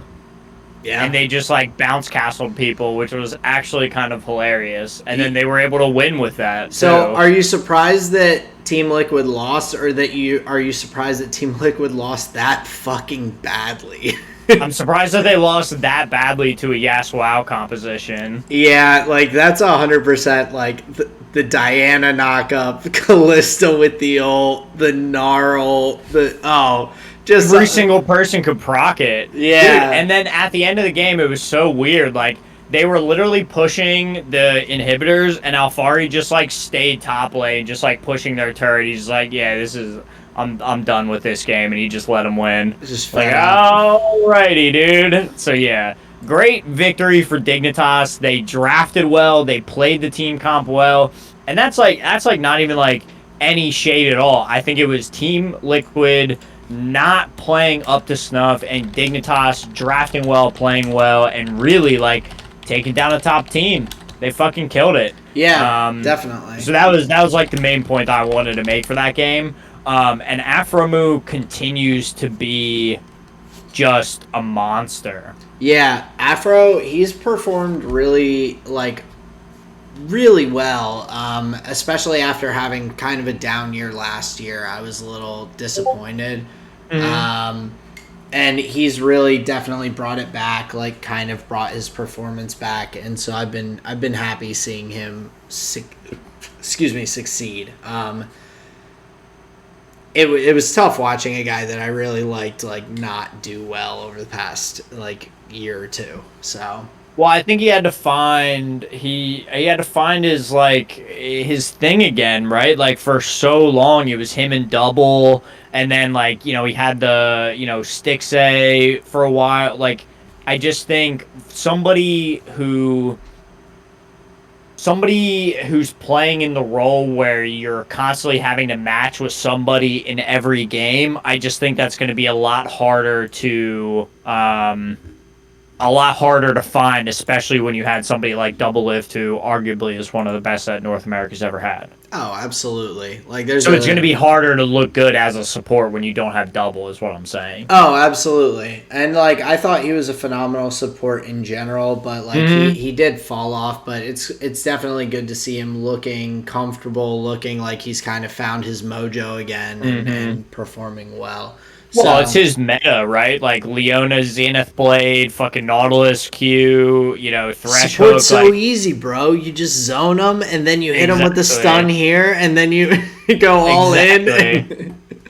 Yeah, no, it's definitely it's good to The see. fucking but support meta, but and yeah, the fucking Ardent Sensor. Dignitas stomping on Team Liquid in that matchup, and Dig's sixth. They're one spot back from Liquid right now. I mean, they're 4 games back. Yeah, they're a couple boards back. Like they're not gonna catch up by the end of the split, but it kind of shows that once playoffs come around, then there's potential for them to take some boards off people. Well, and with the Yas WoW pick, like they may know something about the meta that they're able to, pull off a cheesy best of 5, right? You never know. It's possible. So that was my day 2 game. I thought the Yasuo was interesting and well played to Dignitas, taking a board off a top team. Definitely. And then for day 3, we both had the same game. Obviously, we're not gonna escape this without talking about TSM versus Cloud9.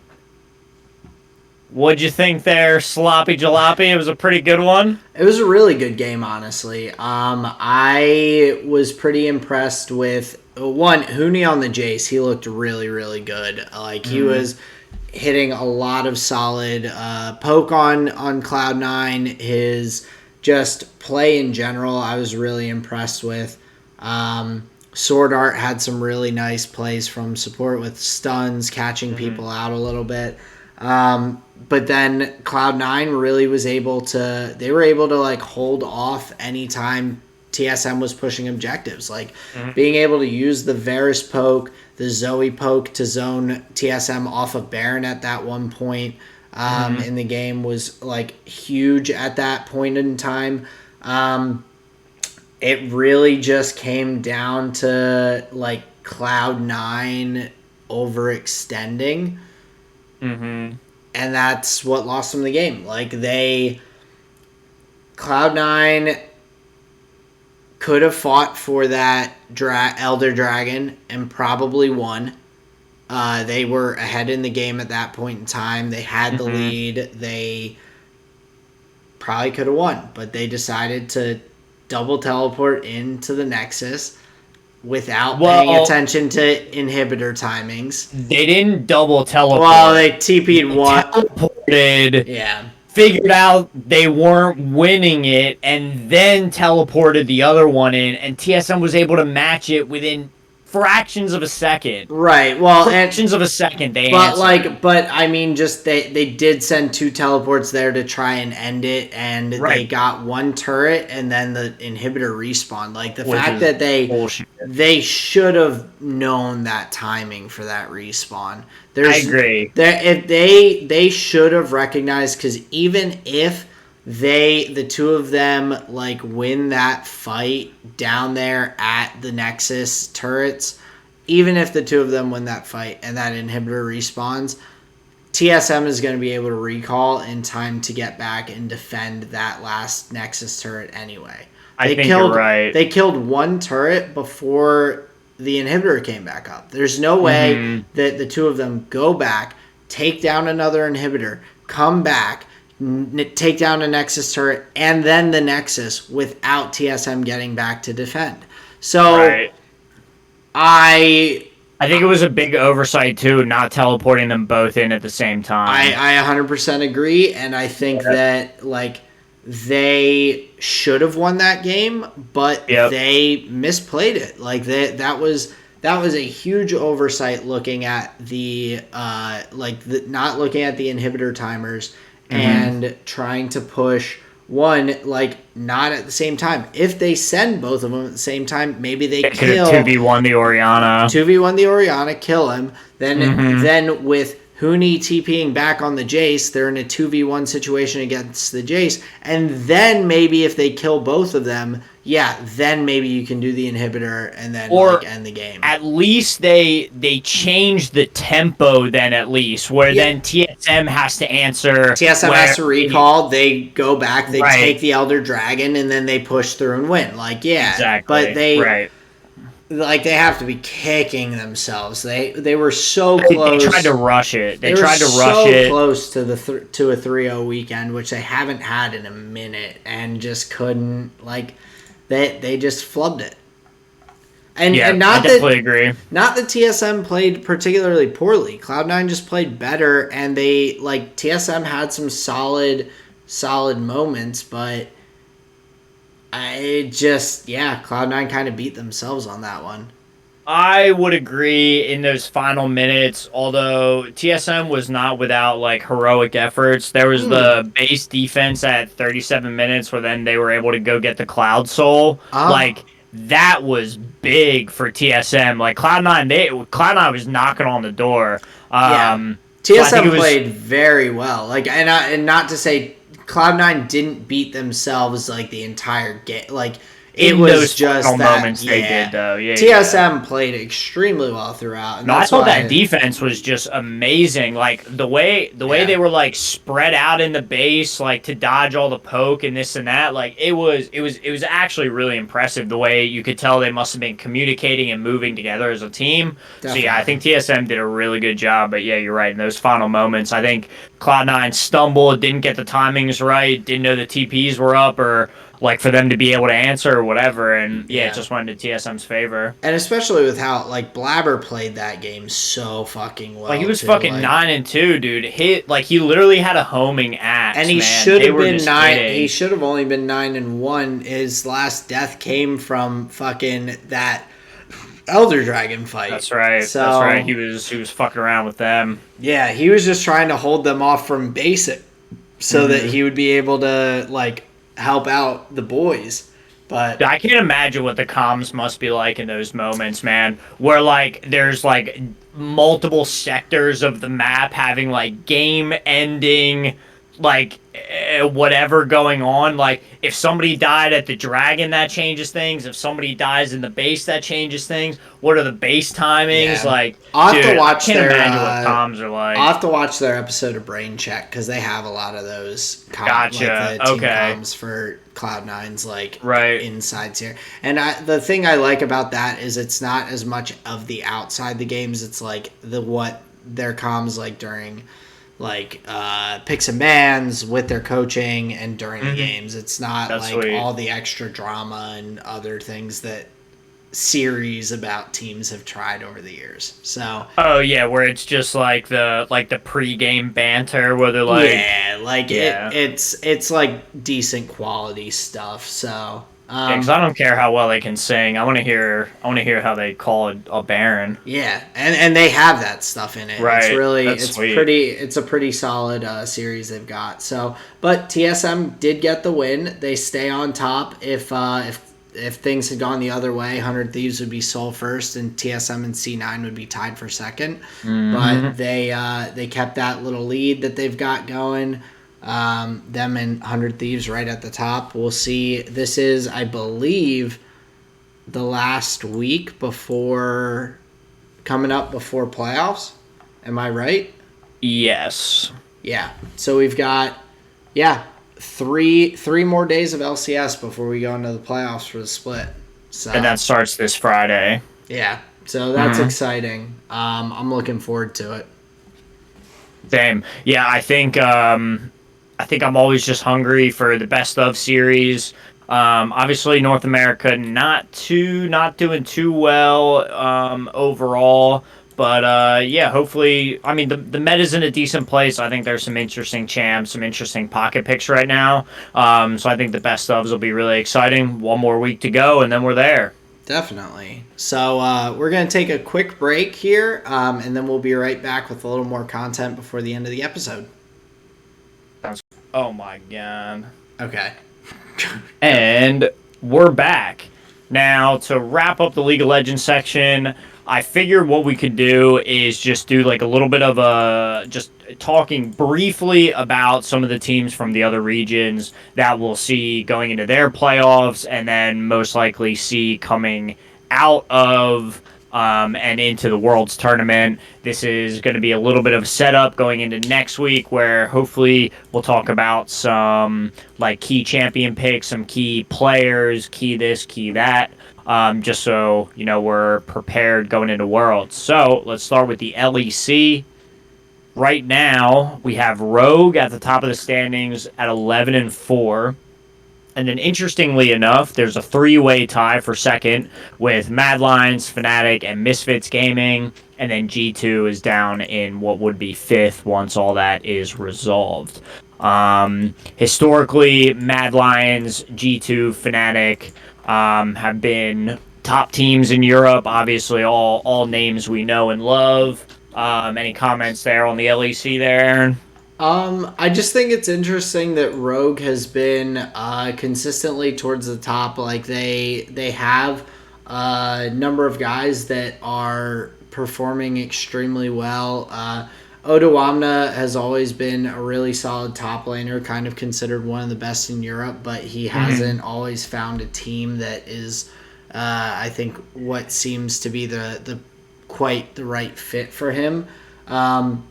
But with their current lineup, along with like Han Sama and Larson and everyone Mm-hmm. there, they seem to be doing really well, and they were last year. It was kind of a surprise the last split that Mad Lions ended up being the team that made it to MSI as opposed to Rogue. I think a lot of Mm-hmm. people expected either Rogue or G2 to be going. Yep. But yeah, obviously G2 has not been performing as well.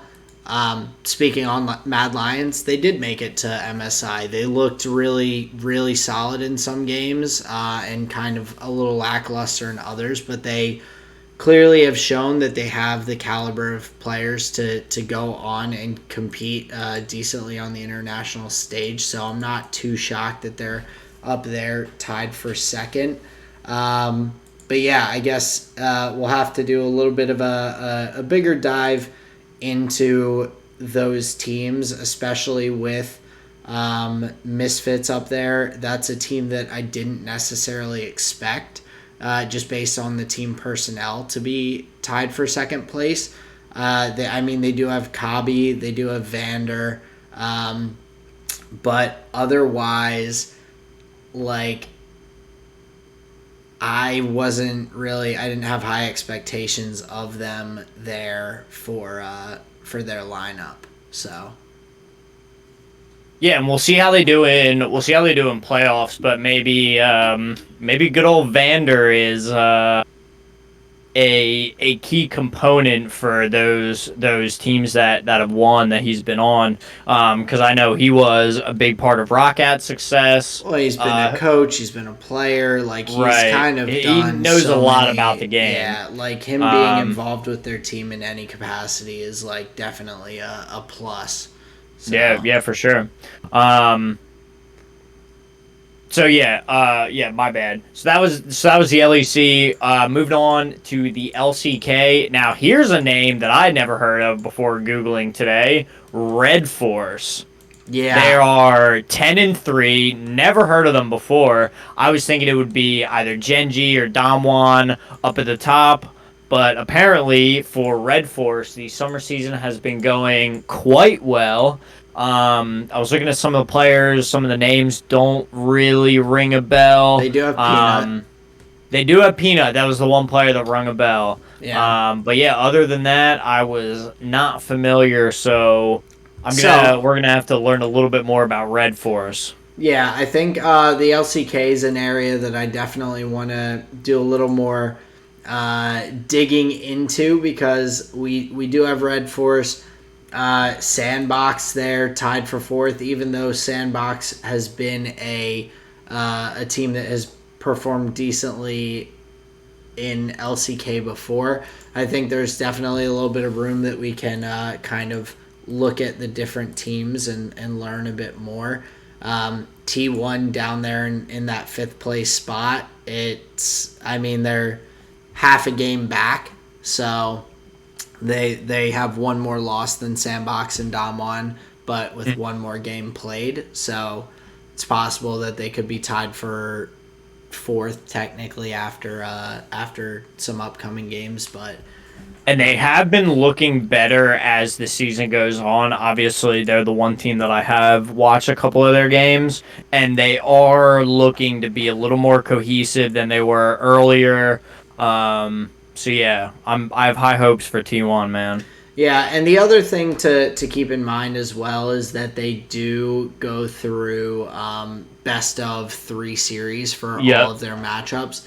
So exactly. just another thing where they are getting a little bit more of that kind of experience as opposed to some of the other regions. But yeah, in general, like TSM or sorry, not TSM, T1. Jeez, has definitely been like looking better. I'm just looking back at their standings. They 2-0'd Genji, who is ahead of them in second place in the standings. They did get 2-0'd by Red Force, but then they came back and 2-0'd KT Rolster. So they're like they are looking like they have some potential against the teams around them, and Definitely. the teams well, just Red Force at the top of the standings looks like they are just kind of better than everyone right now. Yeah, their record is pretty solid. Yeah. And then going into LPL, pretty much same thing at the top. FPX and EDG tied for first. They're at 10-3. And then it's everyone else with much worse records. So I imagine we'll see. What's the second place team? Is it LDG? LNG. LNG, gotcha. Yeah, LGD is down actually in 12th Oh, okay, out of gotcha. 14. So Dude, all these similar fucking acronyms, dude. I can never keep them straight. Yeah, I knew it was one of those. So LNG is there in second place, and then third place was no, third place is LNG, so it's Edward and Fun Plus Phoenix and one tied for tied first, and that takes up first and second, and Yeah. then third would be LNG. Gotcha. Yep. So, and with that, like with EDG especially, has a number of different names that are probably like common to people, like Clear Love, Flandre, Viper, Scout, Mako, like those guys, and they do have Yeah, I number of know people on the all of roster, those players. Yeah. but there are other players that I don't know on their roster. that are like I'm sure they are substituting, switching back and forth, but those are just 5 guys off of their roster that are known names Oh and yeah, everything. and like worldwide no names too, not just like if you watch the region. Yeah, and That's crazy. same kind of with FPX. Like they've Right. got Doinby, Tion, Naguri, Yep. LWX. Crisp as their support is the only guy that I am not familiar with on their Mm-hmm. roster. I'm familiar with all the other players on their team. So just in general, I think that like that is not too out there. I guess of No, no, it's not. for them Maybe to be maybe we have to performing so learn well. less about LPL actually. We know more Chinese players than the Korean players. Yeah, I think But I think some of those players are Korean. yeah. Well, and even with what is it? This is LNG. Yeah. They have Light. They have Tarzan. Tarzan Mm-hmm. being a former LCK player as well. Yep. So they have a couple of guys that at least Light, I've heard him talked about. And I know, of course, Tarzan from, I believe it was his time with, oh, a blank on the team. Okay. Yeah. So it was the team that was like up and coming really fast. Griffin. Okay, gotcha. Yeah. Tarzan was on Griffin in the LCK. So I do know him from his time with that. But Nice. Okay, cool.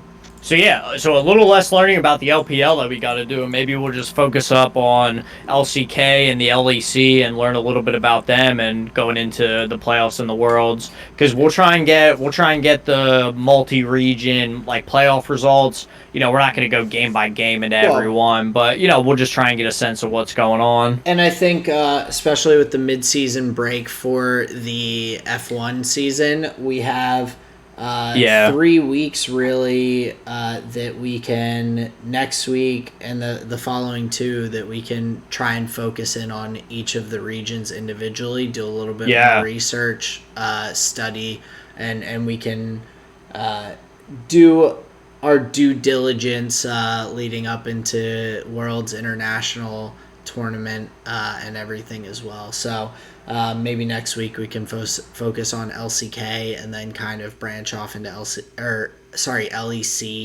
next week and then branch off into LCK and LPL. So Yeah. Okay. No, that sounds like a great plan. 3 weeks, 3 other regions, might as well. Yeah, no, that's a great idea. So yeah, a lot of good League of Legends coming up on the run up to the Worlds tournament. Best time of the year in my opinion.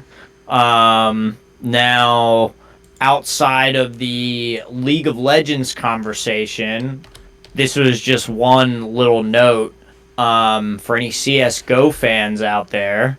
The NIP player Simple was breaking records. He had 4 aces in one tournament, breaking the previous record of 3 aces in one tournament. That's not one game, but getting Killing four every person on the other team in one round. in one round. Yeah, four Yeah. in one tournament. This dude is fucking insane. I was He, watching some of his highlights from the IEM Grands or Grand Slam, what Grand Finals, whatever. he could be And the best like dude, this guy is CS:GO player of all time. nuts. He Yeah. might be like yeah, he's More a than freak. Olaf, more than Get Right, more than who's the fucking All Earth? I'm forgetting his name. Which team? It would have been it would have been like old time like CS not CS:GO, that's the name of the game that we're talking about. It would have been like old time like Cloud9. Oh, not Shroud, right? I would have been that's what I'm thinking of. Is he an opera though? I believe so. Okay. Yeah, Um, I don't know a whole lot about CS:GO. Most of what I know about CS:GO actually comes from Thorin. yeah, I Yeah, That's why the Shroud names aren't was right there. yeah, he was one of the top. Shroud and Skadoodle were two of the top like guys on C9's CS:GO team when they won the, I believe that was the Boston. Okay, gotcha. I'm pretty sure. So, Interesting. and Tens was a Cloud9 player as well. Now, So was he playing? Did he play CS:GO? I don't know if he did. I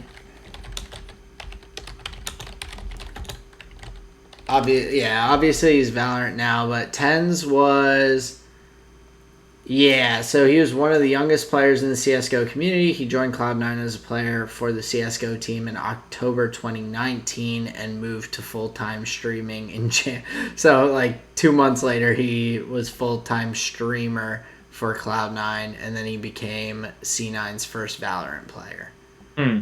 So Interesting. so very, very short term in CS:GO for him, but yeah, I'm curious. Yeah, I wonder who I'm thinking of. It doesn't matter, it's but whatever. I Simple's a beast. Simple is insane. Yeah, you could probably just Google like top CS:GO players, and his name would be the third one on the list. Simple is top. There's Kenny S. Kenny S. Thank you. Yeah, Yes, Get Right, Kenny S, and Olaf. Those are like the three big names that like I've watched their matches. Yeah. And know who they are. that's fair. Kenny fucking S. Okay, yes. Because he also he did play for Cloud9 as well. So I was right there. I'm actually not too upset with myself. Yeah. Thorin, I retained more information than I thought I did. Thank you, sir. Yeah. But yeah, so There you simple 4 aces, 1 tournament. This guy's a beast. Yeah. It's just really fun to watch good CS:GO players, and he was like no scoping. Bro, just check out the simple highlight reel from the recent IEM. Like, it's pretty crazy. Oh, I'm a liar. Kenny S didn't play for Cloud9. He played for G2. No, okay. Sorry. I like, those are the two, other than like their League of Legends teams, G2 and Cloud9's like CS:GO or like other squads are the only like ones that I actually follow on Twitter. So Oh, gotcha. Like, Right, I because follow- like each org has, a Rainbow Six team, a this team, a that team, right? yeah, so I follow like along with G2's like CS:GO and stuff, along with like Cloud9's as well. So Gotcha. that's Okay. that's my bad. Very cool. That's all right.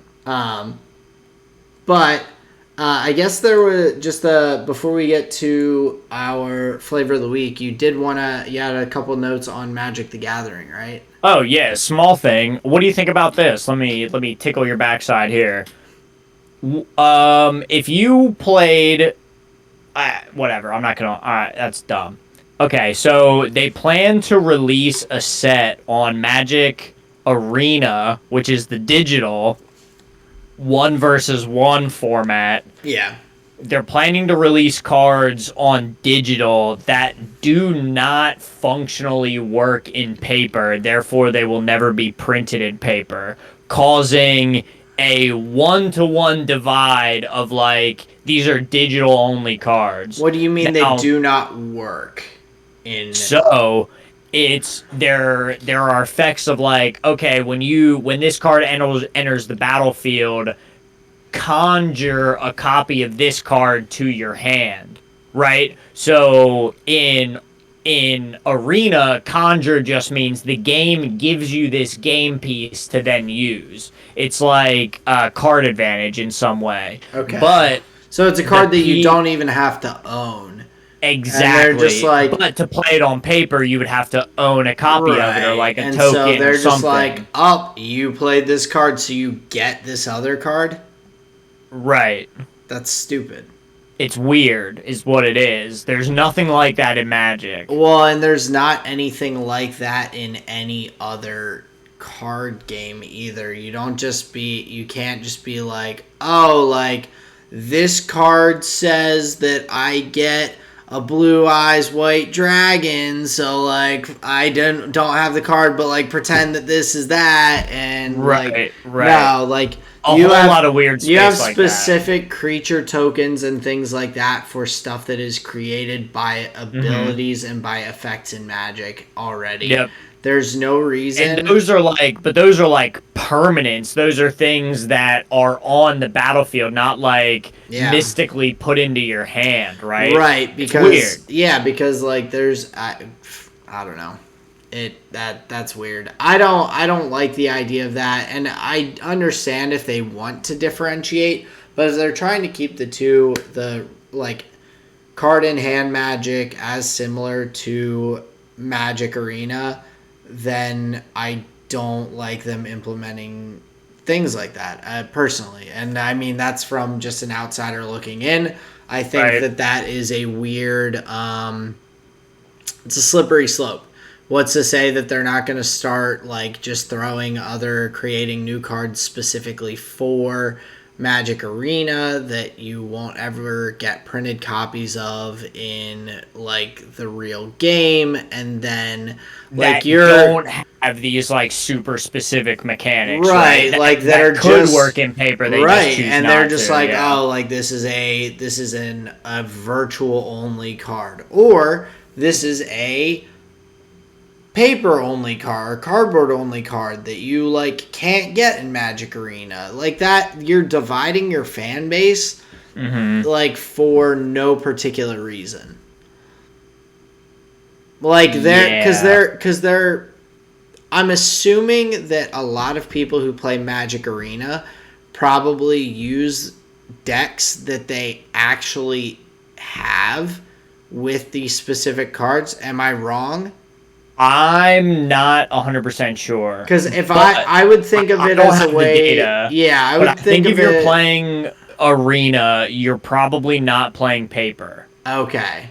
Yeah. So because there's no way to cash out of your online collection, and there's no way to transport your physical collection into the game. That's what I wasn't getting. I was thinking that like people would like want to utilize like, oh, I actually have this card.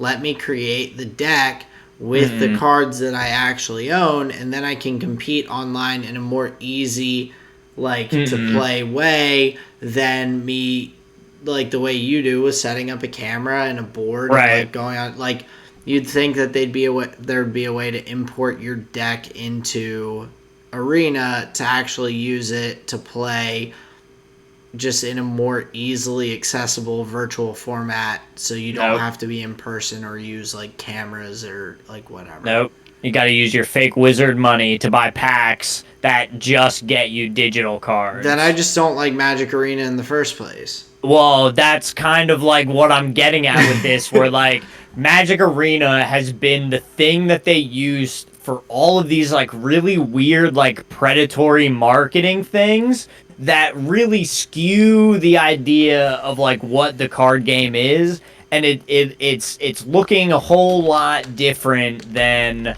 like the original paper conception. And I'm all for like games moving forward in other directions. I just hope that my paper Magic still is paper Magic here. I don't like them. Okay, I like League of Legends. I enjoyed playing League of Legends. When TFT came out, I did not ever attempt to play TFT. Right. I did not want to play it. I did not attempt to play it. I never clicked the thing for TFT. TFT has a lot of people in the League of Legends community that enjoy it and like to play it and play it competitively. They are very different things made by the same creator that have different demographics that play them. Yep, and we have just entered that exact same space now. You are with Magic. You have you're right on two demographics that are one, like one's playing virtually, one's playing with physical cards, but they're playing the same game. Like that is like that's very different. Like someone who enjoys playing Magic with physical cards would probably enjoy playing Magic Arena, barring microtransactions, XYZ, to get the cards in like online version. So both should like the same things. Both should, I think, in that case, go in parallel Mm-hmm. as opposed to starting to diverge. Like League of Legends and Teamfight Tactics are very different games, just But they're made able to by, like but they're coexist. right. Like they are spreading apart their segments of the community that like the same things Mm-hmm. for no particular reason, which is weird. Mm-hmm. I don't know. Yeah, I I'm don't. with I you. don't think that that is a good just like. I don't think that that's a good marketing or just decision based for their game, because why would someone who plays with physical cards ever want to play Magic Arena then? If there are like these weird things that are in it all of a sudden that you can't that Or are go the other not in way. normal games, or yeah, if you do start playing Magic Arena and there are these things Mm-hmm. that you're used to, why would you like there's Yeah. no like instead of building a large audience that would potentially play both, Mm-hmm. you're pushing them apart. So just as a financially like marketing decision, I think it's a poor decision because like you are basically forcing the two groups of people apart to play their things differently. Like Yeah. someone who plays cardboard Magic is not gonna look at that like they're gonna have the same opinion as you. They're gonna look at that and be like, "Oh, why would I play that? Like Right. what? Like I can't. You can't do that in Magic. That's not a real card. Like I'd Right. play normal Magic with physical cards that you can like find and get in packs. Like why would I do that with these random things that aren't real? Like Yeah. like you're causing a divide for no reason.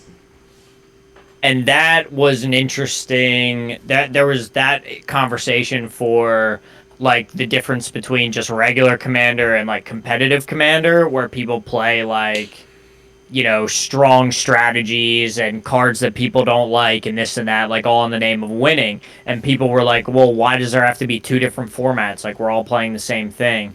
And yeah, I think it's just like weird furrowing for just like the sake of weird furrowing, just like make Yeah.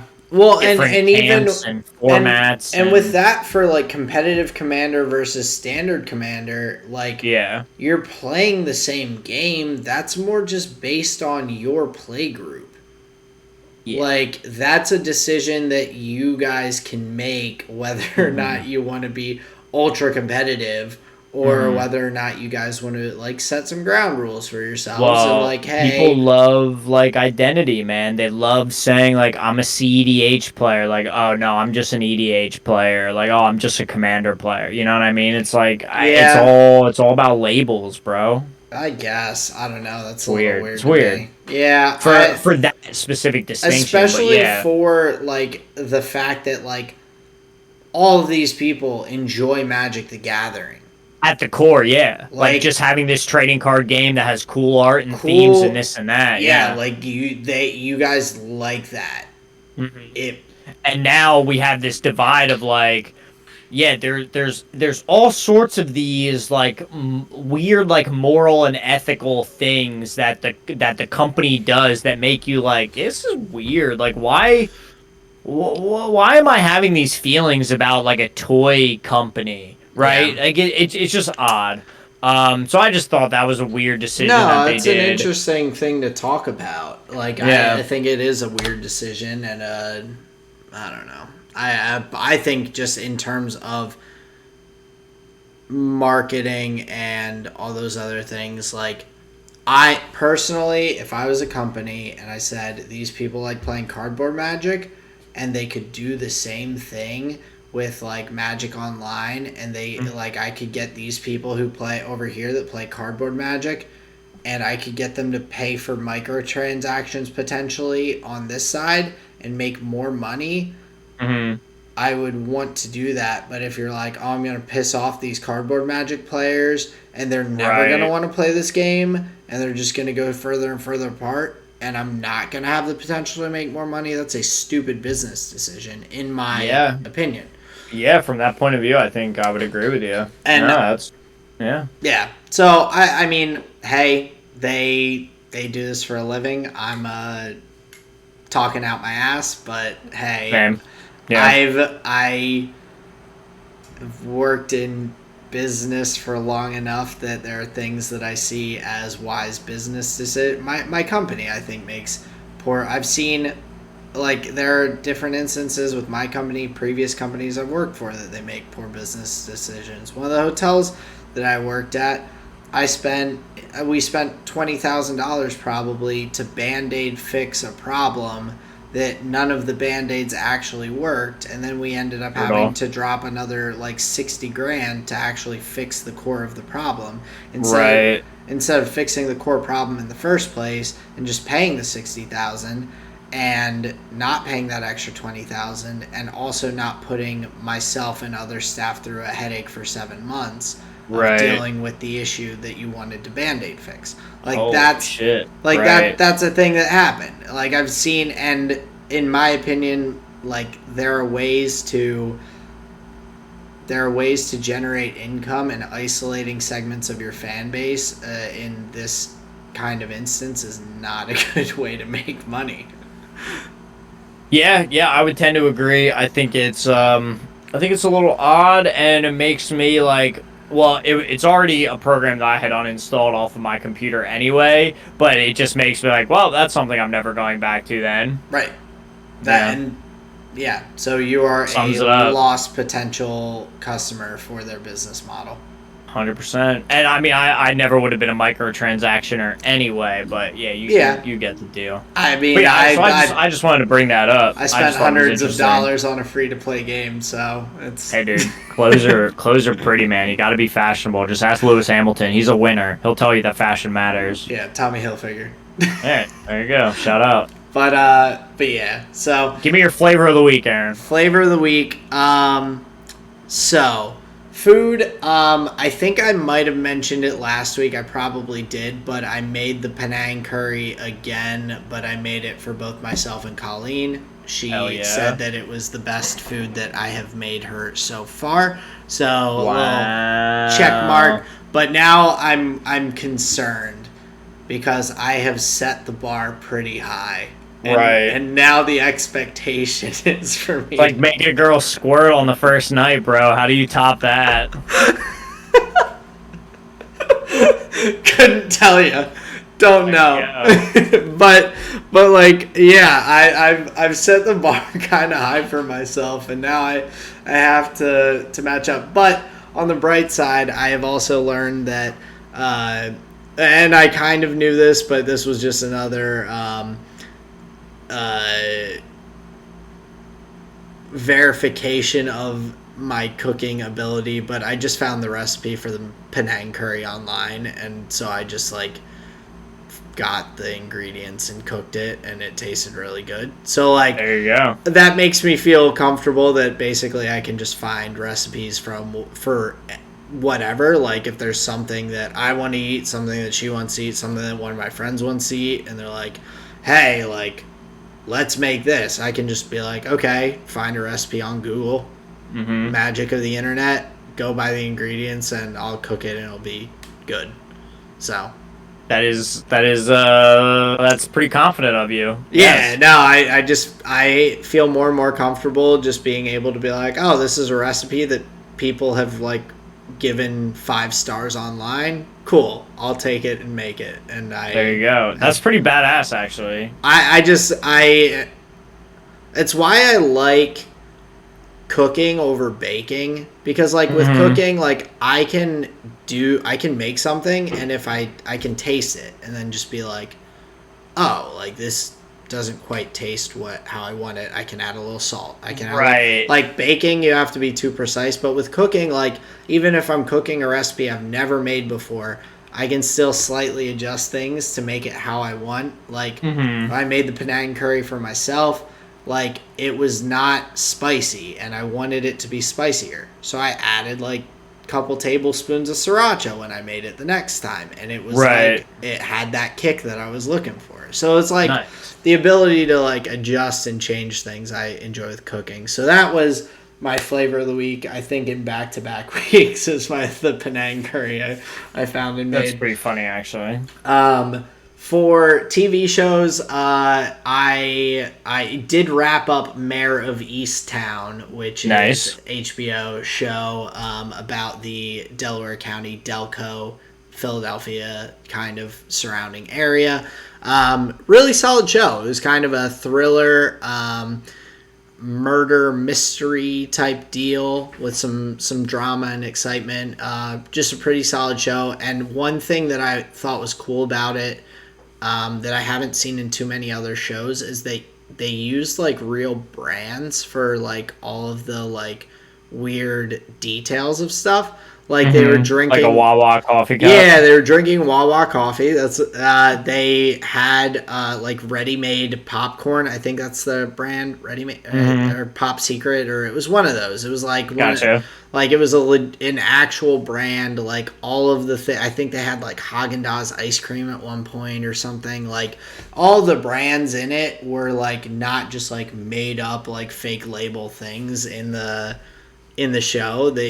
So I kind of like the realistic. I feel like you can get Haagen-Dazs in Italy, though. Probably. I feel like that's not like a Delco thing. No, not that that's a Delco thing, but like just in general that like a Delco thing, though. That is, yeah. But it's like an East Coast thing, anyway. Yeah. But I think in general, like the fact that they're using like real brands was weird, because most times when you're watching a TV show or whatever, I feel like you have to pay for them, yeah. Fake like knockoff. Like they had some of the stuff that they grabbed out of their like pantry or whatever had the giant logo with the little different colored like leaflet things like on it. And gotcha. It was just like it was kind of cool seeing that, but also just in general, pretty solid show. I recommend, if anyone watches it, to try and guess who the killer is each episode and see if you're correct. You won't be. Did you get it right? No. Damn. Nowhere. Even the last episode, I still didn't get it right. When you had all the information. I had all the information and still got it wrong. Hell yeah. Hell yeah, dude. So there's my deductive reasoning skills. That's amazing. I can't believe you admitted to that. Oh, 100%. And so for my music for Flavor of the Week, it's actually something I saw a little earlier today. It's a song by, and I have to look up the band because it is not, so it's like really, it's by Lorna Shore. It's called To the Hellfire. I do not recommend anyone necessarily going out of their way to listen to it. It is death metal music. It is extremely aggressive, loud, and you will not understand a single word that they say the entire song. But unless you're a death metal fan, then you may. No, you still won't, because most death metal fans that I am aware of like actually have to look up the lyrics to the songs, and then they're like, oh yeah, like this is what the person like there's very few lyrics through these songs that you can actually like tell. But it has an insane breakdown in the middle of it that's just like drums and heavy guitar, like no singing, and it's like something that you just mosh to. And listening to it, I was like, yo, this goes hard. Is Colleen a death metal fan? No. I played her a little. I told her that I had a music playlist that I was like, I didn't think she would like at all. I played a couple songs. She's like, all right. She's like, yeah, damn, dude, it's not my thing. She's like, you wouldn't make us listen to this like on a long like car ride or anything, right? I'm like, oh, absolutely not. No. It's like the answer was absolutely. It probably it would have been, but I was like, it's my like workout music. It gets me like amped up. It's like aggressive and like how I said my old college running music was like old school Eminem, Hobson, and Tech Nine. Like it's a different form of aggressive, but still very just aggressive. That gets me amped up. Hell yeah. So, so yeah, it's Lore. That's so funny. Very, very entertaining for me to like see the reaction, but yeah. So Lorna Shore, To the Hellfire, killer breakdowns in it. Also a pretty wild music video. So To the Hellfire. That sounds like somewhere I want to go. it goes hard, man. So Nice. that's my one. I listen to it, don't listen to it. I just thought it went fucking hard. It was dope. Okay. So, No, that's a good rec. I love it. Lorna Shore. Yep, Lorna Shore. Okay. So Interesting. how about yourself for your flavors of the week? So my music is not music; it's a podcast. Andrew Huberman, Dr. Andrew Huberman, the Huberman Lab podcast. The only reason I'm recommending is because it's in a different space. I would never recommend another F1 podcast. That'd be crazy because there are none except for ours. Because we are the best F1 podcast out there and the only F1 podcast out there.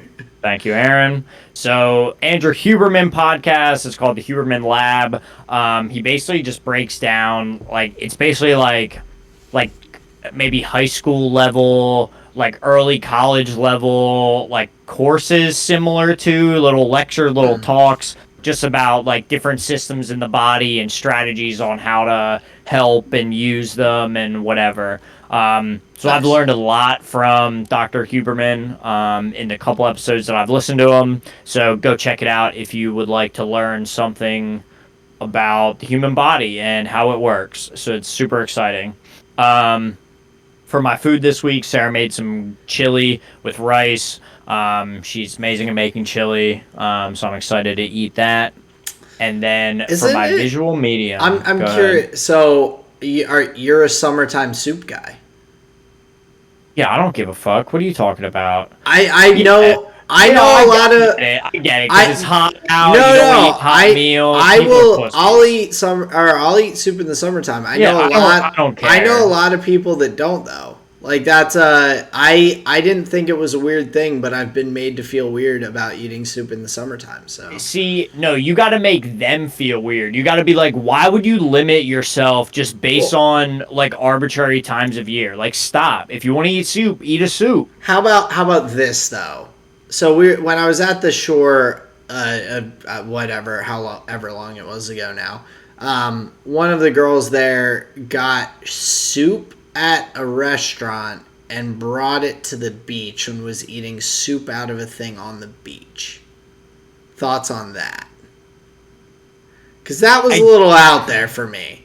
I don't care about the food that you choose. I care about the accessibility. Like, you need a bowl, you need a fork or a spoon. Like, there's a lot that goes into eating soup on a beach. Okay, because then you have like trash and stuff. You got to go throw it out. Like, get a sandwich. It's all gone then. Right.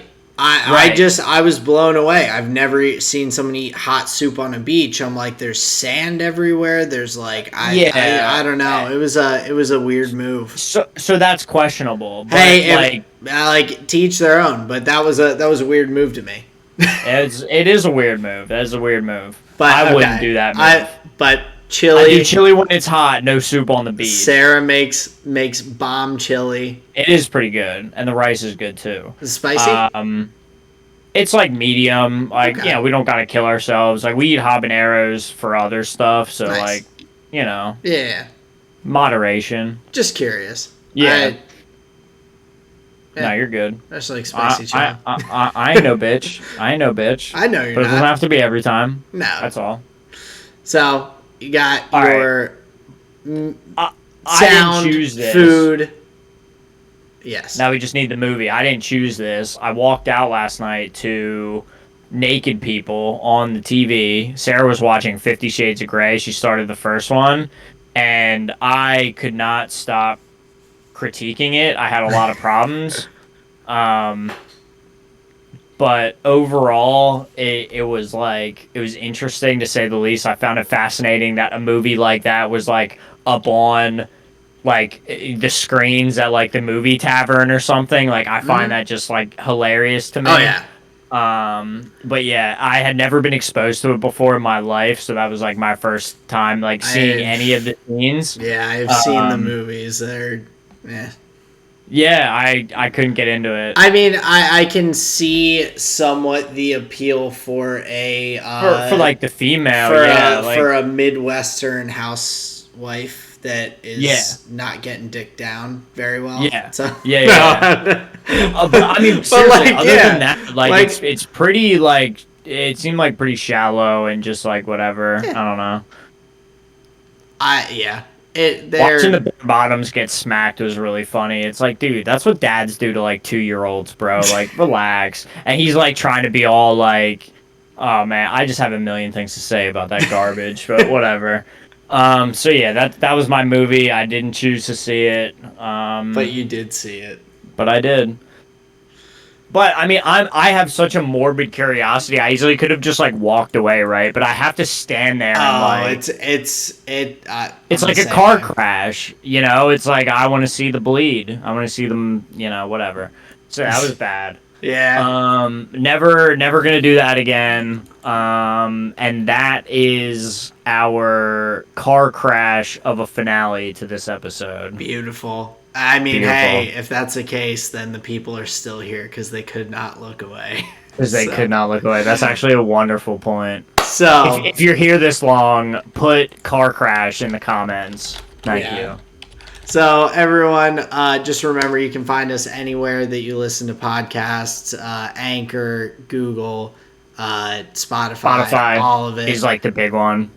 Hit us up on Twitter at tall and short of 1, the number 1. We are there. We are doing our best to be a little more active, but without community members reaching back to us, it's not the easiest. So That's a great we point, Aaron. appreciate any interaction that we can get.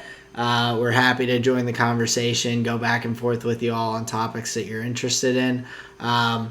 But that does kind of bring us to the end of this episode. So Justin, let you take us out of here. I'll just say hit the like button, hit the subscribe button if you enjoyed what you heard today. Follow along with us on every F1 weekend for all the League of Legends news. This has been another episode of the Tall and Short of It podcast. Thank you, everybody. Peace out. Later, guys.